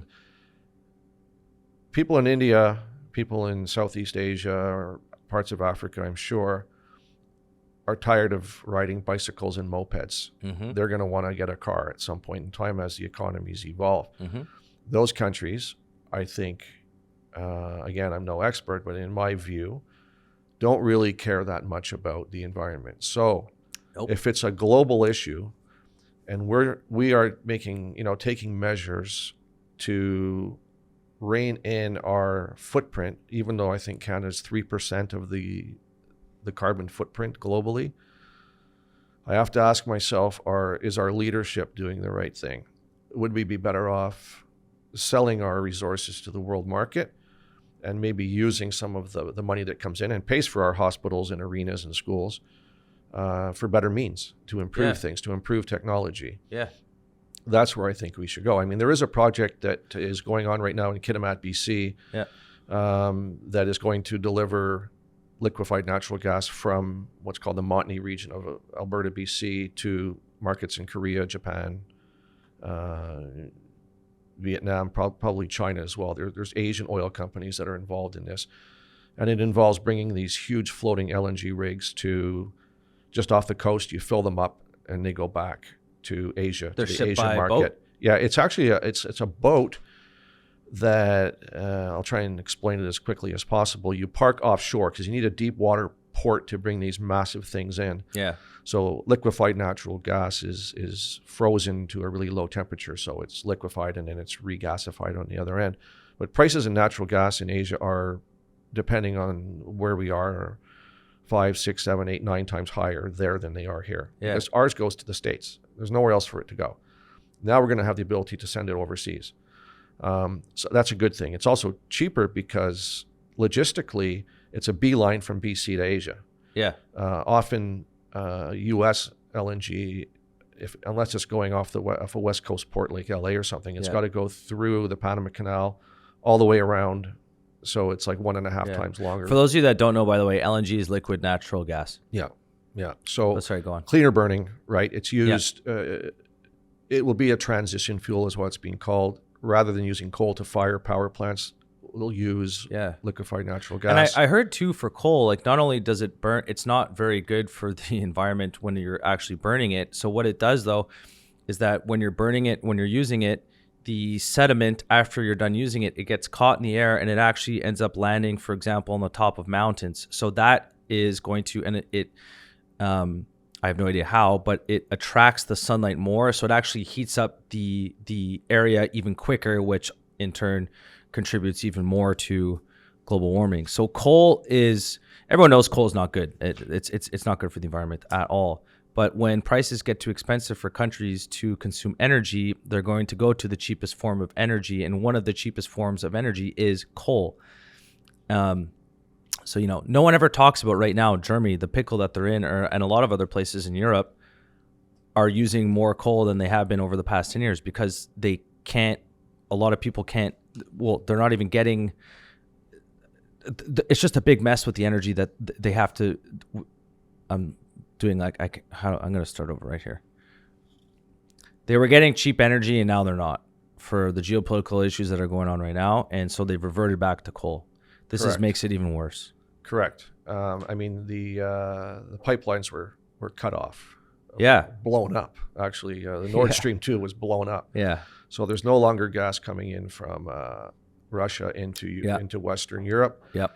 So Germany was actually, if not completed their weaning off of coal, they were very close. They were shutting these things down. They had to reopen them. To have energy, right? Otherwise you freeze through the winter. We were actually very fortunate to have had a mild winter in Europe, and prices went crazy on liquefied natural gas in the European markets because you store it, right? Like we're storing now for next winter, basically.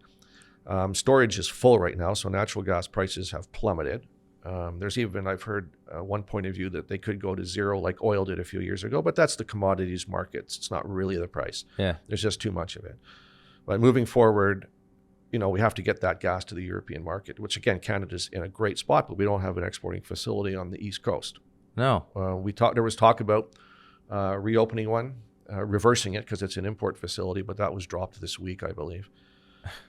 So there are other projects that are opening up. But it's just like for people to understand, it's like it's obviously political.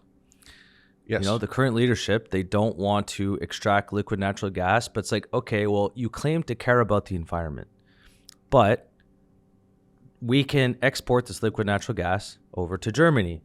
If we do not do this, they are going to continue to consume more coal, which in the aggregate is worse for the environment. Why are you say you care about the environment? I don't understand it. Yeah. Well, this winter was coal or freeze. Right? Yeah, and they chose coal. And you know what? 10 times out of 10, they're going to choose coal. Yeah. I mean, there's farmers that aren't growing. I do know a couple of farmers in Scotland, actually. And what I understand is the cost of natural gas to refrigerate their potato storage warehouses is too expensive. So they just don't grow potatoes. It's too expensive. You're going to lose money. Yeah. So there's a shortage of potatoes. Same thing in France. Like a lot of places in Europe, there's this guy from France. He just came here over from France, and he said a lot of small businesses. There was a guy, for example, he owned a patisserie. His monthly energy bill went up 10x. He had to go out of business. He shut down the business. Yeah. And we're fortunate in Canada, by the way. I learned this yesterday at the conference I was at as well, is that we have the lowest electricity prices by far in the G7. Like, really? It's not even close. Yeah, yeah. Everywhere else in the world, it's gone up like 30 to 100% for electricity. Yeah. I think our electricity prices were up 4% last year. Lucky. So it's an advantage, right? It's an economic advantage. So coal's bad. Coal's the worst. It's terrible, yeah. It's not good. It's not good. You know, the other misunderstanding in my view is that 25% of fossil fuels are used for transportation. The other 75% is used for, shingles, pavement, medical devices, plastics, fertilizers, lubricants, perfume, food. It's used everywhere, and we're going to continue to use that. You know, it's you sort of can't replace it. But we just have to be smarter moving forward. But it's not going to happen tomorrow. No. There's a lot of information out there that's basically has an agenda behind it, like lobby groups that want to shut down oil. Do you really want to shut down oil? Because eventually you're starving the world. End of the day, we have the cleanest, most ethically sourced oil on the planet. And yet there are forces that are trying to make us keep it there while Russia continues to supply their favored nations with oil. And it's a global problem. Like, we can do whatever we want to, stop having dandelions on our front lawn. If everybody else in the neighborhood doesn't care, then you're fighting a losing battle. You have to have a global agreement, and I don't see it happening. This was an interesting theory that I heard from, I forget the name of the environmentalist. They had him on a Joe Rogan podcast. So they had the environmentalist who was a little bit more doom and gloom, and then an environmentalist that was more, I guess you could say, realistic. Yes, I do think he was basically saying, I'm paraphrasing, things like, yeah, I agree. We're not going to get off. Let's stop talking about just ending oil tomorrow, because it's not going to happen. So just things like this. He was a little bit more realistic in his approach. And his theory was, he said that the quickest way for us to get to the to lower our CO2 emissions is to bring the world out of poverty. And generally speaking, to bring people out of poverty, they are going to buy cars, they're going to start to eat steak, they're going to start to, drink fine wine, and all these things are going to contribute to the carbon footprint quicker. What he said was, the quicker we can bring people out of poverty, the faster we're going to get to more efficiency in terms of energy consumption. Why? Because that person who's poor, who lives in India or lives in whatever nation or in Africa, they could not care less about the environment. They're worried about their next meal. So that person who's worried about their next meal is not going to care about their CO2 or the carbon footprint that they're putting into the world. So his theory is, he goes, the quicker we can get these people out of that, the quicker we can get them to wealth, then we can teach them, okay, so now they're not worried about their next meal anymore. Now they can actually be concerned about our carbon footprint. And I found that very, very, very interesting, as opposed to just the consistent of, the world's overpopulated, bang, we need to stop growing so fast, which is kind of the consensus right now. That's another argument we could get if you want to really get out there. Yeah, I don't understand. Population growth. Do you know about that? I don't understand the theory. Maybe you do know. Maybe you can speak to this theory that we actually need more people, not fewer. A few people have said this. Can you speak to that or not really? In layman's terms, like anybody else, more people means more economic growth, but it also means more mouths to feed and more people consuming carbon. So, I guess if I just the lying awake in bed at night thinking about something is, I would think that constant population might be the way to go. How do you mandate that? Oh, geez. Across the world, Who knows? right? You can only have 2 kids. They tried it in China. I think that's been lifted in China now, right? 1 child. Yeah, because their population demographics are not good at all. Yeah. The one side for Canada right now, with all the immigration coming in, is the fact that the age category of the people coming into our country, from what I've heard, is actually very good. Like, they're on the younger end of the spectrum. So people like yourself that are, you're going to retire sooner rather than later, or you're going to retire sooner than I will. We need to have all the baby boomers while they're retiring. Well, how are you guys going to get your pension? If we have younger people coming to the country, they can contribute to the tax base. You guys can go live your lavish lifestyle, sit on the beach and stuff like that. But that is one bright side for the immigration. And again, I always make it clear, I am not against immigration, but it's a little bit, I get concerned, and I say this all the time, I get concerned when there's this many immigrants coming in and we don't have a plan for housing. I get very, very, very concerned with regards to that in Canada. And I think if we think the price of housing is bad now, just wait, because it's going to get a hell of a lot worse. I mean, just do the math. It's a supply and demand issue. If they're not building more houses and we just have 1 million people coming in, what's going to happen to the housing? Yeah. So it's like, but then there's the other argument too. We need people to fill the jobs. So it's a conundrum, and it's a great point. Yeah. It's good for the economy to have more people. Yes. For sure, but they need somewhere to live. Yeah. So circling back to, can I afford to buy a home in my lifetime? Yeah. There might be a generation of renters. I think that's where we're headed. Which is probably the way it was when my parents came here. My grandfather from Glasgow, because I watched your podcast where you mentioned Glasgow, and I said, oh my gosh, that's crazy, because that's where my grandfather was from. Is he Celtic or Rangers? Yeah, he was Rangers. Ooh. Oh, absolutely. Mine was Celtic. Well, I had a Celtic jersey, and I often joke that my grandfather would be rolling in his grave if he saw me wearing a Celtic jersey. But those times are behind us, thank God. But yeah, I mean, he came here in the 20s. With a young family, lived in Verdun. My mother's family was also from Scotland. They lived in Verdun. So that's where their roots go back. My grandfather delivered ice by horse. Yeah. By horse? Yep. When he came here in the 20s, I think. Jeez. Yeah. So how times have changed. Wow. Yeah. But, we've gone off on a tangent again. But yeah, so listen, oil... We're not going to live without it. We need it. We need to be smart about the way we extract it and burn it. Yeah. It's used everywhere. It's used in concrete. Concrete's one of the worst culprits for carbon emissions. Yeah, and I think it's like, because there's 2 ways we can go about this. There's one way, which I don't think is the right way. You can say, you idiots, we need to extract oil and shove it down the throat. That's not going to work, and that's also not what I'm saying. I think we need to have an honest conversation about energy policy in Canada, because I keep repeating myself, we have all these resources for energy that we can supply to the rest of the world, and we can extract it in an ethical way that's going to be more efficient than other nations, which in turn is going to emit in the aggregate. I mean, if we're going to consume 100 million barrels of oil a day, that's what we're going to consume. So if we can get that oil to market and extract it cleaner than other countries, in the aggregate, this is going to contribute to global warming less. And no one's having that conversation. You should run for office.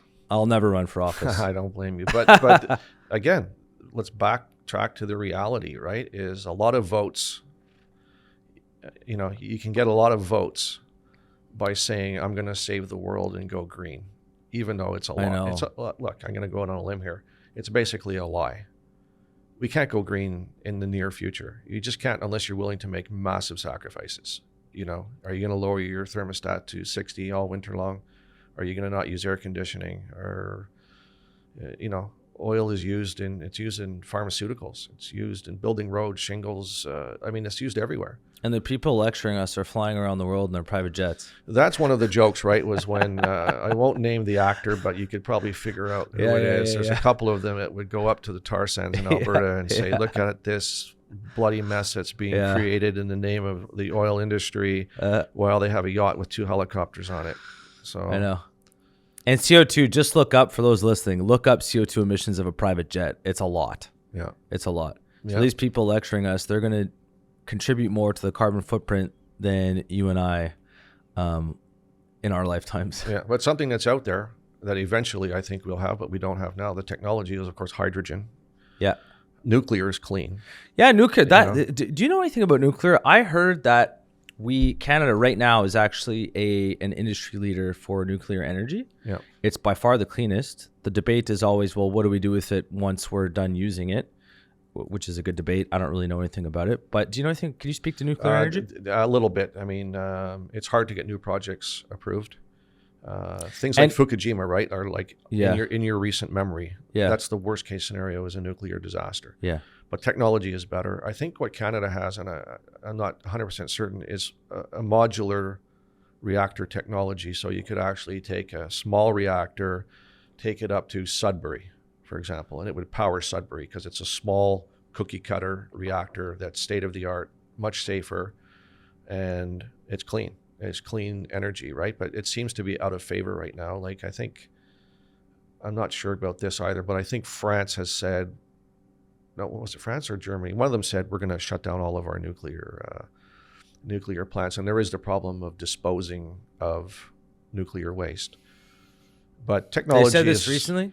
I think it's just common knowledge. Oh, closing someone was denuclearizing. I think France has a lot of nuclear generated power. But I mean, if you're talking about, there's always a positive and a negative. If you want to clean up the environment, nuclear is the way to go. Yeah, it's clean. It is, yeah. But there's the risk, right? Nobody wants a reactor in their backyard. So you're kind of stuck in limbo there. And it takes 10 years at least and costs $1 billion plus to build a reactor. I heard China is building, I want to actually say it's as much as 100, plans to build 100 nuclear power plants. That sort of sounds like I've heard that before. We also have a lot of uranium in Canada. One of the world's largest resources of uranium. We've got it all here. We have it all here. We're very lucky in this country. We just got to make sure we manage it properly. Yeah, which we're not doing, in my opinion.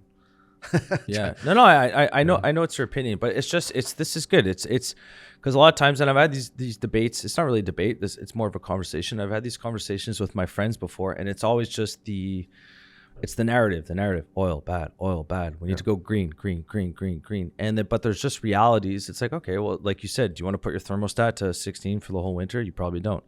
Okay, that car that you have right there, okay, well, stop driving so much. Go take the bike everywhere. You're not going to do that. Stop taking all these trips down to Mexico every winter. They're not going to stop doing that. No. And so there's all these things that, it's like they don't want to sacrifice their quality of living, their standard of living, but they want you to do it. And it just gets tiring. I think if you are for fighting climate change, you're good, right? You're doing the right thing. It's positive. If I go out there and say, I love oil and we need oil, I'm bad because I'm promoting the destruction of the planet. There's falsehoods everywhere out there. The reality is we're not getting off of oil anytime soon. Mm-hmm.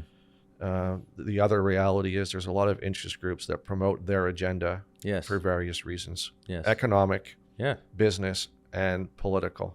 Yeah. There's another, I don't want to say that this sways my view one way or another, but it's something that's very interesting. Is if you go on YouTube, it's called Over a Barrel. And it's a video about lobby groups and interest groups that fight the Canadian fossil fuel industry for motives that are usually based to we want to disadvantage Canada. You can watch it and make up your own mind. Yeah. But it's definitely interesting. It doesn't mean I believe the argument, but it certainly opens up your eyes to the other side of the argument. Yeah. On what's really happening. I think you mentioned this a little bit earlier. I heard that there are oil groups in Texas, for example. They like the fact that we're not extracting any of our oil. Well, that's exactly what I'm sort of alluding to, right? Is They get cheap oil because we can't sell it anywhere else. Yeah. Right? You want to build a pipeline? No, I'm sorry. You can't build a pipeline to the West Coast because that means we don't get oil. Yeah. Right? And then if you look at the pipelines that were proposed, the one, the Keystone pipeline that was, the first day in office, Biden canceled the Keystone pipeline. Yeah. Okay. So again, I'll touch a bit on politics, but the U.S. is saying we need more oil. We need more oil. You have to drill. Now Biden's approved drilling in Alaska. Yeah. Which was a no-go place, right? We're never gonna drill in Alaska. At the same time, we have tons of Canadian oil that's reasonably priced that we could send down to the U.S. Gulf Coast where most of it's refined and exported. But you don't want to have a pipeline going through your backyard. So no pipeline. We put it on a train, which is not necessarily better. Pipelines are the most efficient, safest way to send. It's just if it's going under a river or a lake, everybody freaks out. And despite the technology that is safer today than ever as far as transporting by pipeline, nobody wants it running through their county or their state. And one gentleman, he was talking about this. He's an oil expert. He lives in, I forget where he lives, but he's originally from Alberta. And he said that one of the big reasons why we can't build a pipeline over to Europe is because it needs to pass through Quebec. And Quebec is a big place where Quebec does not like oil at all. You'll never see a pipeline to Europe. That's way too far, but you could see like an export facility. Excuse me, that's what he meant. An export facility to the eastern coast of Canada. That's what he was referring to. But Quebec will always block that. Maybe for, again, this is, if I had to just guess, Quebec's big in hydroelectric energy. Maybe it would play with the price there. Maybe that's one of the reasons why they don't want it. Again, I'm not an expert. Do you know anything about politics? A lot of it's politics. I know. Right? I know. It's all outside of politics, obviously politics and stuff. But we speak with just back to the core business for a moment. Like we talk to people in Alberta all the time. Like we invest in oil and gas and Canadian oil and gas primarily, almost exclusively. Yeah. And so we deal with firms on the street that provide us with research, and we set up meetings with executives from oil companies out west and stuff like that. So basically they don't like Quebec because, we don't want to help them transport their energy through Quebec. We don't want a pipeline through Quebec. There's a political motivation behind that. Quebec actually has a lot of reserves as far as natural gas goes. That's been buried. But again, I don't know 100%, but I think I'm pretty much correct on this. There is oil that comes into the east coast of Canada. We have refineries in the east end of Montreal. Where's that oil coming from? A lot of it's coming by pipeline from either Portland, Maine, or New Brunswick. And you do have tanker activity, like oil tankers, with oil from, I could be mistaken on this, but maybe Libya, Saudi Arabia, Venezuela, Mexico. And there's a risk that, imagine beluga whales washing up in a bunch of oil in the St. Lawrence River. You never hear about that. But the reality is this is how the oil gets here, and we refine it in the east end of Montreal. So for the Nord Stream 2, so the pipeline from Russia over into Germany, who blew up that pipeline? No one knows for sure, but come on, everyone's pretty sure it's the U.S. And you don't hear a peep about all that oil spilling into the ocean. Not a peep. Yeah. So. Yeah. Yeah. I guess all in all, I think it's just important that we start having more and more people are starting to do it, which is nice. I think it's important just to have realistic conversations about energy in Canada and honest conversations about energy in Canada. And I think it's time we move past this oil, bad, liquid natural gas, bad, solar, wind. The realities are solar and wind is not going to be able to, pun intended, fuel our lifestyle the way that we're used to. Unless everyone tomorrow stops using a car and doesn't heat their house and stops taking planes and vacations and stops eating fancy steaks and all this kind of stuff. Like, unless we do that, which is not going to happen, there's just certain realities. And the big things, I consider myself a realist. I always go back to the facts, and the facts are we're consuming as a world between 95 and 105 million barrels of oil per day. That number is most likely to go up. This is globally most likely to go up over the next 10 to 15 years. If that's the case, then, what are we doing here in Canada? There's an opportunity here that's not very popular politically, but on the background for the people that actually run the country, I think they're being, I can't imagine they're not having these conversations about like, okay, guys, let's bring the adults to the room. We need to actually have an honest conversation. We need to kind of rethink what we're doing. Because right now, the U.S., as environmentally friendly as they are sanctioning these types of projects to happen. And their capital, why is only the U.S. providing affordable energy over to Europe? Why aren't we? They're buying our natural gas, consuming it domestically, and exporting their own gas to Europe and making money what the hell? On the difference. It's a great arbitrage trade. Yeah. And we're letting this happen. Yeah. But, I heard a saying in the last few months that the best time to build an LNG facility or a pipeline was 10 years ago. Yeah. The second best time is today. Yeah. Now, whether that's true or not, we'll never, probably won't know for a long time because you commit for a 10-year program to build a facility, and then who knows where we are 10 years from now where we're using hydrogen. And is natural gas somewhat obsolete? We don't know that, right? And just to circle back on oil bad, oil good, or oil bad. Yeah. Oil does a lot of good, right? Yeah. It's in fertilizers that help feed the world. Yeah. It's used in pharmaceuticals. Yeah. It's used in medical equipment. So there's a lot of good things that oil is used for. Cars. Well, yeah. What has a bigger? This is another argument that you can, Google it and read about it. Is the carbon footprint of an electric vehicle larger than the carbon footprint of an internal combustion engine? Because of the copper, the zinc, the metals, the lithium that you have to mine, process, transport, and include into a battery and ultimately dispose of. Mm-hmm. What's greener? We're taught that electric cars are good. Maybe they're not. And the stress to charge your cars. If half the population had an electric vehicle, you have to charge it. We're not even close to building that infrastructure. No, but just the consumption rates of electricity will go through the roof, right? Yes. So where does electricity come from in a lot of jurisdictions? Coal. So you can see how the whole, Yeah. That's is an interesting thing to think about. Where's the electricity? In Quebec, it's great because we have hydro, right? So we're very fortunate. And even hydro to some extent. If you're going to consume energy, it's just physics at the end of the day. There is a carbon footprint to hydroelectric power as well. Is it cleaner than oil? It is. But there's a carbon footprint to anything. Yeah. Well, building James Bay, for example. Yeah. Dislocated a lot of people and a lot of land. It was very controversial, but it's benefited Quebec for sure. Yeah. But what happens if the rivers run dry? Is this something we think about, right? Like if the wind doesn't, this was a problem in Europe, I believe, in 2021. The wind didn't blow the summer of 2021. So the power sourced from wind fell. So they had to replace that with, carbon emitting coal or natural gas, because the wind doesn't always blow and the sun doesn't always shine. So you need a backup.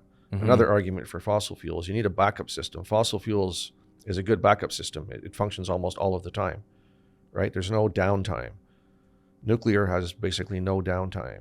Yeah. Wind, solar, and in some cases hydro. I think in Nevada or California, the Hoover Dam was low. So I don't think they were generating as much because the water levels were so low in California. Right now they've been flooded. So that takes care of the drought problem for a while anyways. And the snow hasn't, this is another thing I heard talking to my friends in California, is we got inundated with floods, right, this winter. Yeah. And the snow hasn't even melted yet in the north. So there's going to be even more water flowing into California. They were dying for water for 3 years. Now they've got more than they could ever want. So, is this today's climate? Was it always this way and we're just noticing it now? I don't have the answers to that. Yeah, no one does. But it's something to think about. Yeah. Yeah, again, I'll just repeat, honest conversations about this type of stuff. I'm not trying to trying to keep it as apolitical as possible, but there are certain realities to humans being humans, and wherever we're going to go, we're going to consume energy. There's going to be a carbon footprint. How are we going to use, what type of energy we're going to use and how are we going to extract it. And just people need to understand the realities of all this. Yeah. And there's no honest conversations going on.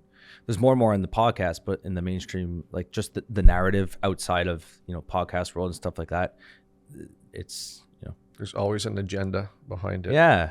That's what's bothersome the most is if you are genuinely trying to do something to benefit the planet and society and our future, again, exactly what you said, you need an honest conversation because most of the people I know can say, yes, I'm buying an electric car. Yeah.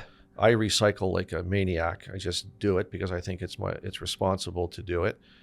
But am I willing to forego a vacation to Florida because I'm flying? Yeah. And a lot of times too, even for the recycling, people don't realize this either, especially in the downturn of when the economy is going through a downturn. You probably know this, but a lot of the stuff you put in the recycling bin never gets recycled. It just goes into the garbage dump. Because if the recycling centers can't resell the recycled produce, they only have so much room to store all the recycled produce. Well, they just throw it into the garbage dump.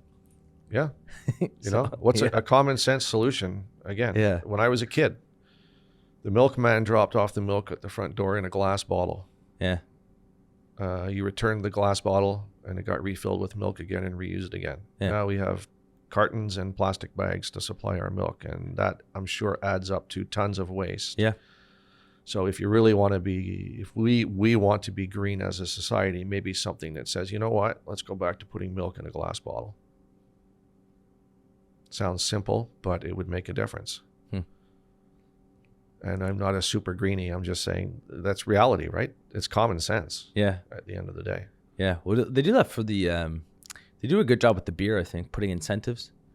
Like if you bring a 2-4 back, you get $2.40 back. Sure. Well, you're paying for it, right? You're paying. So you pay for the milk bottle. Yeah. Yeah. You're incentivized to do it. And you bring it back, get some money back. I think that's a pretty good idea. I think it works pretty well too for beer. Yeah, for sure. I mean, I've heard like blue bin cops, right? We'll go through a neighborhood and see if you're recycling or not and what you're throwing in your blue bin. I mean, I don't know if that's just like a urban legend or if it's true. I've never seen them. Yeah. Yeah. The blue bin cops. Or you're into your garbage to see if you're throwing recyclables away in your garbage. Do you mandate that you have to recycle? They can give you a ticket? Yeah. I don't know. It's probably urban legend, but how far do you go, right? I hope Curtis, so. you can't throw your beer bottles into the garbage. You have to take them back to the store. They do have that now, though, and this pisses me right off, and I'm sure it pisses a lot of people off, too. They have these dog police. So they'll go around making sure your dog's on a leash. And there is this baseball game going on in our neighborhood, and a bunch of people had their dogs there, and it's in an enclosed area, and the dog, they're just playing, they're running around and stuff. It's a softball game. There's a bunch of people there. These a-holes came in and they gave tickets to the dog owners because they were off a leash. Yeah. What's this world coming to? Bill, what's this world coming to? It's sometimes we go too far with stuff. Again, I could go off again on a whole new podcast, but like at what point are your liberties violated because keeping your dog on the leash in a city park is probably not a bad idea if your dog might bite somebody. Yeah. Obviously, we don't want to get bitten by a dog, but there's a lot of stuff that we've just gone too far. Like it doesn't make any sense. Yeah. And a lot of people feel the same way. Yeah. But they're afraid to say it. I think it's the fact that everyone just kind of just goes along with it and they go, oh, it's a rule now. Oh, we have to do that. Or things ain't so bad. We're better off here than we are in a third world country. And you roll with the punches, and who has time to do this or do that? Or, or there's a fee for this, there's a fee for that, there's a tax for this, there's a tax for that. I mean, where does it end? Last comments. Yeah. Federal budget. Honestly, it's not something that I pay a lot of attention to. I didn't either. I was hoping you did. Well, I look at the market reaction. The market reaction, that's really... What was the market reaction to the Canadian federal budget? Canadian budget. I think the reaction was, for energy and renewables, it was good. For mining, it was good. Like companies that, companies that produce critical minerals, it's good. Some of the pushback I heard was there's stimulus in there. We're trying to stop inflation in its tracks by raising interest rates, yet we're stimulating certain parts of the economy. That doesn't make sense. Like, I've heard that comment from some economists, like, what are you doing? You know, you're jacking up rates on everybody, and then you're stimulating in certain areas that probably don't need to be stimulated. We need to destimulate to slow down the economy, you know, which again is kind of, I think, a much better scenario than always trying to stimulate the economy because people are unemployed, right? And just another thought I had about interest rates, you know, and so on and so forth with the budget. I mean, 2 years ago, central banks had no leeway to lower rates to stimulate the economy. Now they do. So that's one thing that's been repaired and sort of brought back to the norm, is they now have the ability to lower rates if they need to stimulate, which they may need to do maybe in 2024. Again, that's speculation, but that's sort of what the markets are telling us, is that they will start to cut at some point. They'll have to, particularly if they cause a severe recession, you know, which again leads to another, I'll be brief. What is a recession? People ask me, recession, that's terrible. And I try to use layman's term, and I say, well, what's a hurricane, right? It's a storm. It causes a lot of damage. You could have a hurricane that, you know, knocks over your patio furniture and takes 2 shingles off your roof. Or you could have one that blows your house down. So when you have a recession, you have to qualify it as, what kind of recession is it? What type of recession? You know, it's not necessarily a bad thing to have a slowing down in the economy, but you don't want to kill the economy either, because it takes a while for that pendulum to swing back the other way. You just don't turn a switch and the recession's over and you've stimulated ourselves back to economic growth. It doesn't happen that way. So you have to manage it. And that's where a recession is, I think by definition, 2 quarters in a row of negative GDP growth. Yeah, that's my understanding of it as well. So we're in a recession. But did we go down 50 basis points, or did we go down by 3% for 4 quarters in a row? Like, there's a difference. They're both recessions, but one is way more severe than the other. So that remains to be seen where we're headed in that. I think that's a good point to leave it off. Sounds good. Mr. Bill Mitchell of Palos Wealth Management, thank you very much for coming on today. And guys, if you like the Freemium Podcast, feel free to subscribe, share it with one of your buddies. Today we had a pretty good focus on finance and on energy and on the good old days of working on the trading floor. I enjoyed today's conversation a lot. Likewise. Thanks a lot, Bill. Thank you.